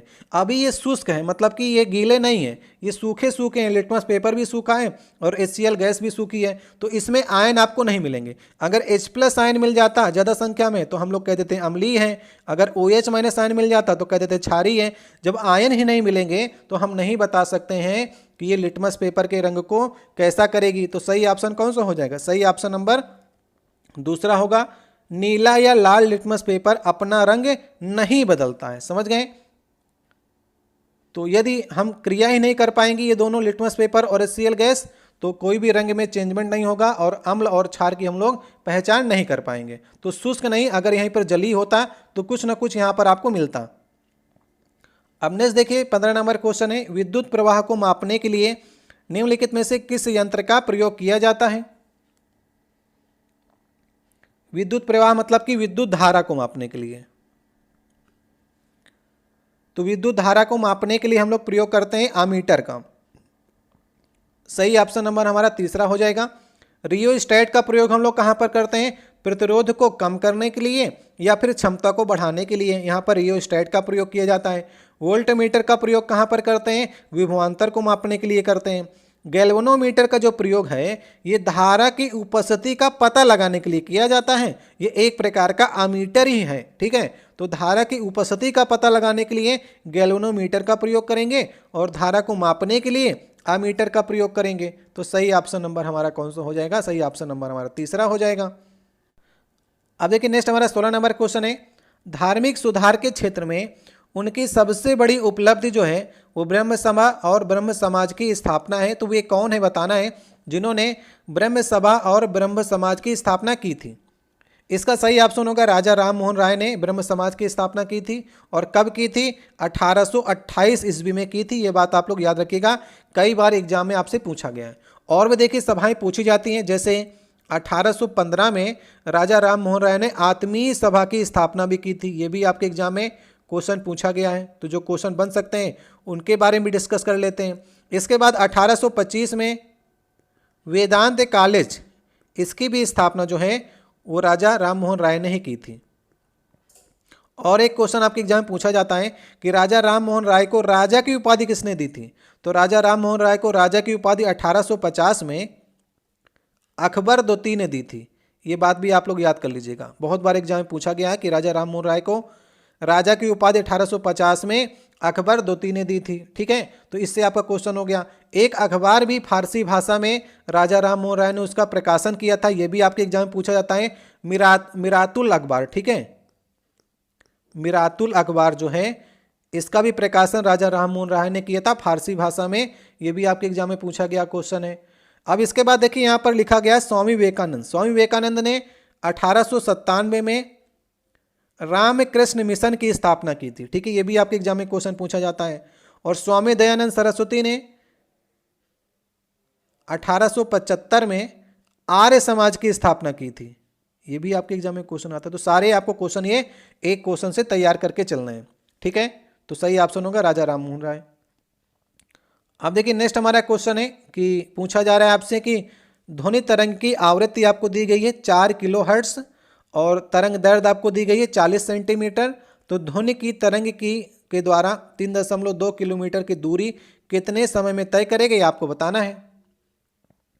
तो देखिए आपने फार्मूला आपको मालूम होगा, v बराबर होता है n लेमडा के, जहां पर v क्या है, वेग है, n क्या है, यहाँ पर आवृत्ति है। तो n आवृत्ति आपको दी गई है 4 किलो हर्ट, 4 लिख लीजिए, किलो का मतलब 10⁻3, और लेमडा जो है तरंग दैर्ध्य है तो आपको 40 सेंटीमीटर दी गई है, तो 40 लिख लीजिए, सेंटीमीटर का मतलब कि 10⁻², ये मीटर में आपका आ गया। अब यहाँ पर से आपको वेग मिल जाएगा कितना, 4 चौको 16 आ जाएगा, ये 160, और एक शून्य यहाँ पर से मिल जाएगा, 1600 मीटर पर सेकंड, ये आपको मिल गई, वेग इसका मिल गया, चाल आपको मिल गई। अब आपसे दूरी ज्ञात करने में आपसे समय पूछा गया है, तो चाल बराबर क्या होता है, चाल बराबर होता है दूरी बटे समय होता है, और समय आपको निकालना है तो समय को इधर भेज दीजिए, चाल को नीचे भेज दीजिए, तो समय बराबर आ जाएगा दूरी बटे चाल। दूरी कितनी है, दूरी आपको दी गई है 3.2 किलोमीटर, इसे मीटर में चेंज कर लीजिए तो कितना आ जाएगा, 3200 मीटर आ गया, और 1600 आपकी चाल हो गई, तो 1600 चाल हो गई, तो 16 दूनी 32, तो 2 सेकंड जो आ जाएगा वो समय आ जाएगा। तो कितना समय लगेगा, 2 सेकंड का। सही ऑप्शन नंबर हमारा दूसरा हो जाएगा। तो इस प्रकार से समझ करके ये क्वेश्चन आपको करने होते हैं। तो v बराबर n लेमडा, फार्मूला आप लोग कहीं पर नोट डाउन कर लीजिएगा। अब देखिए नेक्स्ट हमारा क्वेश्चन है, 2018 की शुरुआत में दिग्गज कंपनी IT कंपनी है जिसका नाम है इन्फोसिस, इसके नए CEO के रूप में किसे नियुक्त किया गया है। तो हम लोग लेटेस्ट की बात करेंगे, पुराना क्यों पढ़ेंगे भाई, नया पेपर आएगा तो 2024 वाला डाटा आपसे पूछेगा। 2024 में बताइए कि इन्फोसिस के CEO कौन है। तो अभी तक नहीं चेंज हुए, 2018 से लेकर के 24 तक लगातार सलिल पारेख जो हैं वो इन्फोसिस के CEO बने हुए हैं। सही ऑप्शन नंबर हमारा लास्ट हो जाएगा, अभी भी आपके बने हुए हैं, ठीक है।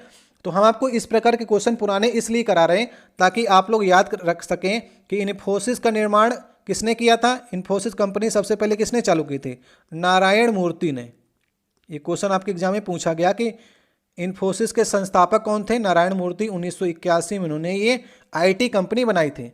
अब आपसे इन्फोसिस ही पूछ सकता है, इसके बाद आपसे विप्रो ही पूछ सकता है, ठीक है। विप्रो से भी आपका क्वेश्चन बनता है, TCS के भी आपको पूछ सकता है कि CEO कौन है, और टाटा एंड सन्स। अब टाटा पेपर बनाएगा, TCS पेपर बनाएगा, तो अपने तरफ से क्वेश्चन तो पूछ ही सकता है वो। तो विप्रो के कौन CEO हैं आपको याद रखना है, श्रीनी पालिया जो हैं वो विप्रो के CEO हैं। इसके बाद टाटा एंड सन्स की बात करेंगे या फिर टाटा ट्रस्ट की बात करेंगे तो N चंद्रशेखर हैं। N चंद्रशेखर जो हैं वो टाटा ट्रस्ट या टाटा सन्स के CEO हैं, याद रखिएगा। इसके बाद TCS की बात करेंगे, TCS के जो CEO हैं, जो आपका पेपर कराएगा, के कृतिवासन है, ये भी याद कर लीजिएगा। तो इस प्रकार से कंपनी आपको याद रखनी है। ये दिग्गज IT कंपनी है, इन्फोसिस भी IT कंपनी है, TCS भी IT कंपनी है। तो इस सबको आपको अपडेट करके चलना है, ऐसी कंपनियों को आप लोग करंट अफेयर में याद करके चलिएगा। सलील परेख अभी तक आपके इन्फोसिस के CEO हैं। नेक्स्ट देखिए क्वेश्चन है कि पूछा जा रहा है कि युग्मक संलयन को किसके रूप में परिभाषित किया गया है। तो सही ऑप्शन होगा युग्मक जो बनता है अंडे के साथ में शुक्राणु में से एक का संलयन जो होता है उसी को हम लोग युग्मक संलयन करते हैं। ये तो आसान सा क्वेश्चन था। तो अंडे के साथ में शुक्राणु में से एक का संलयन जो होता है इसी को युग्मक संलयन करते हैं। सही ऑप्शन नंबर हमारा लास्ट वाला हो जाएगा। अब देखिए नेक्स्ट हमारा 20 नंबर क्वेश्चन है। आपसे पूछा जा रहा है कि अरुंधति भट्टाचार्य के सेवानिवृत्त होने के बाद भारतीय स्टेट बैंक के अध्यक्ष के रूप में किसे नियुक्त किया गया। तो हम लोग पुराने डाटा को छोड़ देते हैं। इस समय आपको बताना है कि SBI के जो अध्यक्ष बनाए गए हैं वो इस समय कौन है, आप लोग बताइए। तो इस समय जो है अध्यक्ष, थोड़ा नाम बड़ा है, मैं आपके लिए लिखे दे रहा हूँ। नाम है इनका चल्ला श्रीनिवासुलु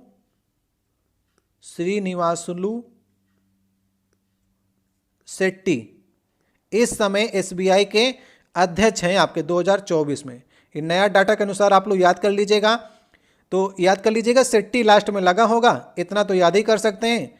चल्ला श्रीनिवासुलु शेट्टी जो हैं वो इस समय SBI के नए अध्यक्ष हैं। तो पुराना डाटा आप लोग न याद करिएगा, नए वाले के अनुसार आपको इसीलिए मैं क्वेश्चन करा रहा हूँ ताकि आपको सारे डाटा अपडेट करके आपको बता सकूँ, ठीक है। आप लोग कमेंट बॉक्स में बताइएगा इस समय RBI के गवर्नर कौन है। इस समय आपको बताना है आरबीआई के गवर्नर कौन है। ये आपके लिए क्वेश्चन में छोड़े जा रहा हूं। देखते हैं कितने लोग जो हैं करंट अफेयर को पढ़ते हैं। तो पुराना डाटा के अनुसार कौन थे? रजनीश, लेकिन नए वाले के अनुसार मैंने आपको बता दी कि सेट्टी हैं। अब देखिए नेक्स्ट हमारा 21 नंबर क्वेश्चन है, निम्नलिखित में से कौन सा रेडियो धर्मी तत्व नहीं है? आपसे पूछा जा रहा है, मतलब कि रेडियो एक्टिव एलिमेंट इनमें से कौन सा नहीं है? तो यूरेनियम तो है आपका, प्लूटोनियम भी आपका होता है, थोरियम भी है, तो टाइटेनियम नहीं होता है। सही ऑप्शन होगा तीसरा वाला। तो टाइटेनियम कैसे आप लिखते हैं? Ti, और परमाणु क्रमांक इसका 22 होता है। तो ये डी ब्लॉक का एलिमेंट है। डी और डी ब्लॉक के एलिमेंट जो होते हैं वो संक्रमण धातुओं में आते हैं, और संक्रमण धातुएं, और Ti जो है टाइटेनियम जो है वो लोहे जैसी धातु हैं। तो ये आपका रेडियो एक्टिव एलिमेंट नहीं होगा। तो सी वाला ऑप्शन सही होगा। मैं आपको देखिए यहाँ पर रेडियो एक्टिव एलिमेंट की ये आपको पीरियोडिक टेबल में स्थान बता दे रहा हूँ कि यहाँ यहाँ आपके रेडियो एक्टिव एलिमेंट जो हैं पाए जाते हैं। खास करके ये आपके एक्टेनाइट सीरीज जो है इसमें पूरे के पूरे जितने तत्व हैं आपके रेडियो एक्टिव एलिमेंट हैं, और जितने आपको दिख रहे हैं ये पीले कलर से ना, ये भी आपके होते हैं। जैसे फ्रांसियम आपका हो गया, रेडियम आपका हो गया, तो ये भी आपके हो जाएंगे। ठीक है, तो जितने आपको दिख रहे हैं जैसे आपका पोलेनियम हो गया, रेडान हो गया, और आपके एग्जाम में एक्टियम पूछा जाता है, थोरियम पूछा जाता है, यूरेनियम पूछा जाता है, नेप्थुनियम पूछा जाता है, प्लूटोनियम पूछा जाता है। तो ये सारे को आप लोग एक बार देख लीजिएगा। जहाँ जहाँ पर पीले से निशान लगा है ना, वे सारे आपके रेडियो एक्टिव एलिमेंट हैं। और अगर आपसे कोई सीरीज पूछता है तो एक्टेनाइट सीरीज के सारे तत्व जो होते हैं वो रेडियो एक्टिव एलिमेंट्स के रूप में आते हैं। तो अभी हम लोग को सही क्या करना है? टाइटेनियम नहीं है, यही आपसे पूछा गया था। अब देखिए नेक्स्ट हमारा 22 नंबर क्वेश्चन है, पूछा जा रहा है निम्नलिखित में से कौन सी धातु है जो सबसे अधिक आघात वर्धनीय है? ये आपको बताना है। तो आघात वर्धनीय मतलब होता है कि उसको आघात दे करके चादर के रूप में ढालना, और जितनी पतली से पतली चादर उस धातु की बन सकती तो वो धातु आपको बताना है, वही सबसे ज़्यादा आघात वर्धनीय होगी। और एक होता है तन्यता। तन्यता में क्या होता है कि तान करके उसे तारे के रूप में बनाना है। तो तारे के रूप में जब बनाना होगा तो तन्यता आपसे पूछेगा। आघात वर्धनीयता मतलब होता है कि चादर बना देना, जितनी पतली चादर उस धातु से बन सकती है। तो जो सबसे ज़्यादा धातु से चादर बन सकती है आघात वर्धनीयता होती है, वो तो आपके ऑप्शन में रखा नहीं गया। सबसे ज़्यादा आघात वर्धनीयता सोना की होती है, इसके बाद चांदी की होती है, नेक्स्ट में आपका एल्युमिनियम आता है, फिर आपका कापर आता है, और फिर आपका टिन आता है, फिर लेड, जेडेन और एफी मतलब कि लोहा। तो ये क्रम है आपकी आघात वर्धनीयता के किसी भी धातु का, और धातु का गुण जो होता है वो आघात वर्धनीयता और तन्यता दोनों का होता है। तो अभी हम लोग देख लेते हैं कि ऑप्शन में देखिए सोना तो मिल नहीं रहा, सोना होता तुरंत सही कर देते हैं। इसके बाद चांदी आपको मिल रहा है, तो चांदी को सही कर दीजिए, सही ऑप्शन नंबर हमारा लास्ट वाला हो जाएगा। लेकिन रेलवे ने इसमें गलती की है, रेलवे ने इसमें सोडियम लगाया है, इसे आप लोग सुधार कर लीजिएगा। आपको क्या सही करना है? चांदी सही करना है। चांदी अगर नहीं दिया ऑप्शन में तो फिर आपको ऑप्शन में सोना मिलेगा, और मैंने क्रम बता दिया। अगर ये दोनों भी नहीं मिलते हैं तो इसके बाद आपको एल्युमिनियम सही करना है, एल्युमिनियम भी नहीं मिलता है तो कॉपर सही करना है। तो ये क्रम कहीं पर आप लोग नोट डाउन कर लीजिएगा, और ये गलत है आपका, सोडियम नहीं होता आघात वर्धनीयता में, चांदी होगी आपकी। अब देखिए नेक्स्ट हमारा क्वेश्चन है कि चंद्रमा की सतह पर एक लड़के का भार जो है 300 न्यूटन है, तो पृथ्वी की सतह पर उसी लड़के का भार कितना होगा? ये आपको बताना है। इसी प्रकार का क्वेश्चन पिछले वाले सेट में पूछा गया था। वहां पर पूछा गया था यदि पृथ्वी पर कोई मानव जो है वो 1.5 मीटर उछलता है तो चंद्रमा पर कितना उछलेगा? ये क्वेश्चन पिछले वाले सेट में मैंने आपको कराया था, कि आपको याद है? नहीं याद है तो फिर आप लोग एक बार देख लीजिए। देखिए अगर पृथ्वी पर जी का मान जो होता है वो ज़्यादा होता है, और चंद्रमा पर जी का मान जो होता है 1/6 हो जाता है, तो यदि पृथ्वी पर वो 1.5 मीटर उछल रहा था तो चंद्रमा पर तो जी कम होगा, तो वो ज़्यादा उछलेगा। कितना ज़्यादा उछलेगा? 6 गुना ज़्यादा उछलेगा। तो 15 छक्का 90 मतलब 9 मीटर ज़्यादा उछलेगा। मतलब कि अगर यहाँ पर 1.5 मीटर उछल रहा है पृथ्वी पर, तो चंद्रमा पर वो 9 मीटर उछलेगा। तो ये तो जी की बात हो गई, ये उछलने की बात थी। अभी आपसे लड़के का भार पूछा जा रहा है, ये उल्टा आपका लगेगा। जैसे कि भार क्या होता है? वेट बराबर होता है mg के, तो mg के हो गया तो g पर डिपेंड कर रहा है, मतलब वेट जो है g पर डिपेंड कर रहा है, और g जो है 1/6 होता है चंद्रमा पर। तो पृथ्वी पर क्या होगा? उसका भार ज़्यादा होगा, याद रखिएगा।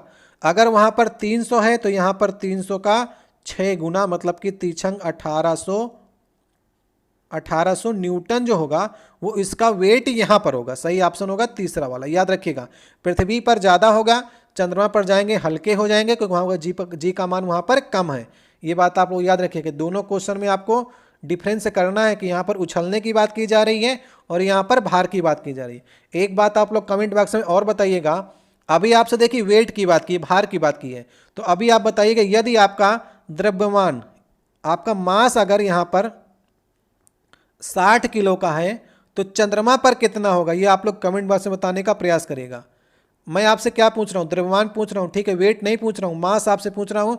यदि आपका मास जो है पृथ्वी पर 60 kg का है तो चंद्रमा पर कितना होगा, इसे आप लोग कमेंट बॉक्स में बताने का प्रयास करिएगा।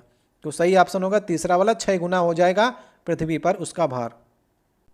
अब देखिए नेक्स्ट हमारा 24 नंबर क्वेश्चन है। 4 तत्वों की परमाणु संख्याएं जो हैं यहाँ पर आपको दी गई हैं, फ्लोरीन, फास्फोरस, क्लोरीन और आर्गन। तो बताना है किन 2 तत्वों के रासायनिक गुण जो होंगे वो समान होंगे। तो रासायनिक गुण तो तभी समान होंगे जब इनमें से चारों में से कोई तत्व जो होंगे, 2 तत्व, वो एक ही वर्ग के हों। भाई वर्ग के जितने तत्व होते हैं उनके नीचे सभी जितने तत्व होते हैं उनके रासायनिक गुण समान होते हैं। जैसे कि हम लोग देख लेते हैं पीरियड टेबल में, ये देखिए आपकी आवर्त सारणी है, तत्वों में आपको दिए गए हैं, फ्लोरीन आपको दिया गया है, फ्लोरीन को देखिए यहाँ पर लिखा गया फ्लोरीन और यहाँ पर लिखा गया क्लोरीन। तो ये दोनों आपके फ्लोरीन और क्लोरीन जो हैं वो एक ही वर्ग के हैं, मतलब कि 7वें वर्ग के हैं या फिर हैलोजन वर्ग के हैं। तो इन दोनों के गुण तो समान होंगे। और यहाँ पर लिखा गया था, देखिए आपके ऑप्शन में आर्गन दिया गया था, ये वाला आर्गन तो नोबल गैसों में चला गया और नोबल गैस और कोई आपको दी नहीं गई है। एक आपको चौथे तत्व में दिया गया था फास्फोरस, फास्फोरस आपका 5वें वर्ग में आता है, ये देखिए यहाँ पर। तो इस सारे वर्ग के देखिए अगर इसके तत्व दिए होते हैं तो इनके आपके रासायनिक गुण समान होते हैं, लेकिन फ्लोरीन और क्लोरीन आपको एक ही वर्ग के 2 एलिमेंट दिए हैं तो उनके रासायनिक गुण समान होंगे। तो कौन सा ऑप्शन सही होगा इसमें से, देख लीजिए ऑप्शन नंबर चौथा, फ्लोरीन और क्लोरीन के रासायनिक गुण समान होंगे क्योंकि एक ही वर्ग के आपके आते हैं, जो कि वर्ग है आपका हैलोजन का ग्रुप। अब देखिए नेक्स्ट हमारा 25 नंबर क्वेश्चन है। पूछा जा रहा है कि भारतीय विशिष्ट पहचान प्राधिकरण, जिसे हम लोग शॉर्ट फॉर्म में उदई कहते हैं, 2018 से पूछा गया है, तो अभी हम लोग चेंज करके 2024 में बताइए कि उदई के सीईओ कौन है, जिसका शॉर्ट फॉर्म उदई है और फुल होता है unique identification authority of India. जो आपका आधार उधार बनाता है ना, वो उदई के माध्यम से ही आप लोग बनाते हैं। तो बताइए कि ये जो इसके सीईओ कौन है। तो याद रखिएगा अभी जो है इस समय अमित अग्रवाल हैं, 2023 से लगातार ये बने हुए हैं। ये नए वाला आंकड़ा मैं इसीलिए आपको सारी अपडेट करके पढ़ा रहा हूँ। जितनी करंट अफेयर अपडेट हो सकती है वो सारी कर रहे हैं, लेकिन 2-3 क्वेश्चन जो होते हैं वो हर आपके पेपर में अपडेट करने योग्य नहीं होते। पुरानी घटनाएं जो हो गई उनको नहीं अपडेट कर सकते हैं, जो सीईओ पूछे गए हैं, जो पुस्तकें पूछी गई हैं उनको ही अपडेट कर सकते हैं। तो अमित अग्रवाल इस समय 2024 में आपके उदई के सीईओ हैं, इसे आप लोग याद कर लीजिएगा। अब देखिए यहाँ पर ये क्वेश्चन नंबर हमारा 26 होगा और इसको मैं आपके लिए छोड़े जा रहा हूँ। इस सेट में 26 ही क्वेश्चन मिले हैं जो कराने योग्य थे। 3-4 क्वेश्चन पुरानी करंट अफेयर से थी, जो घटना 2017-18 में हुई उसकी चर्चा हम नहीं कर सकते इस समय। जितनी अपडेट हो सकती है वो सब कुछ हमने आपको कराने का प्रयास किया है। तो आधुनिक आवर्त सारणी में तत्वों को किस आधार पर व्यवस्थित किया गया है, इसे आप लोग कमेंट बॉक्स में बताने का प्रयास करिएगा।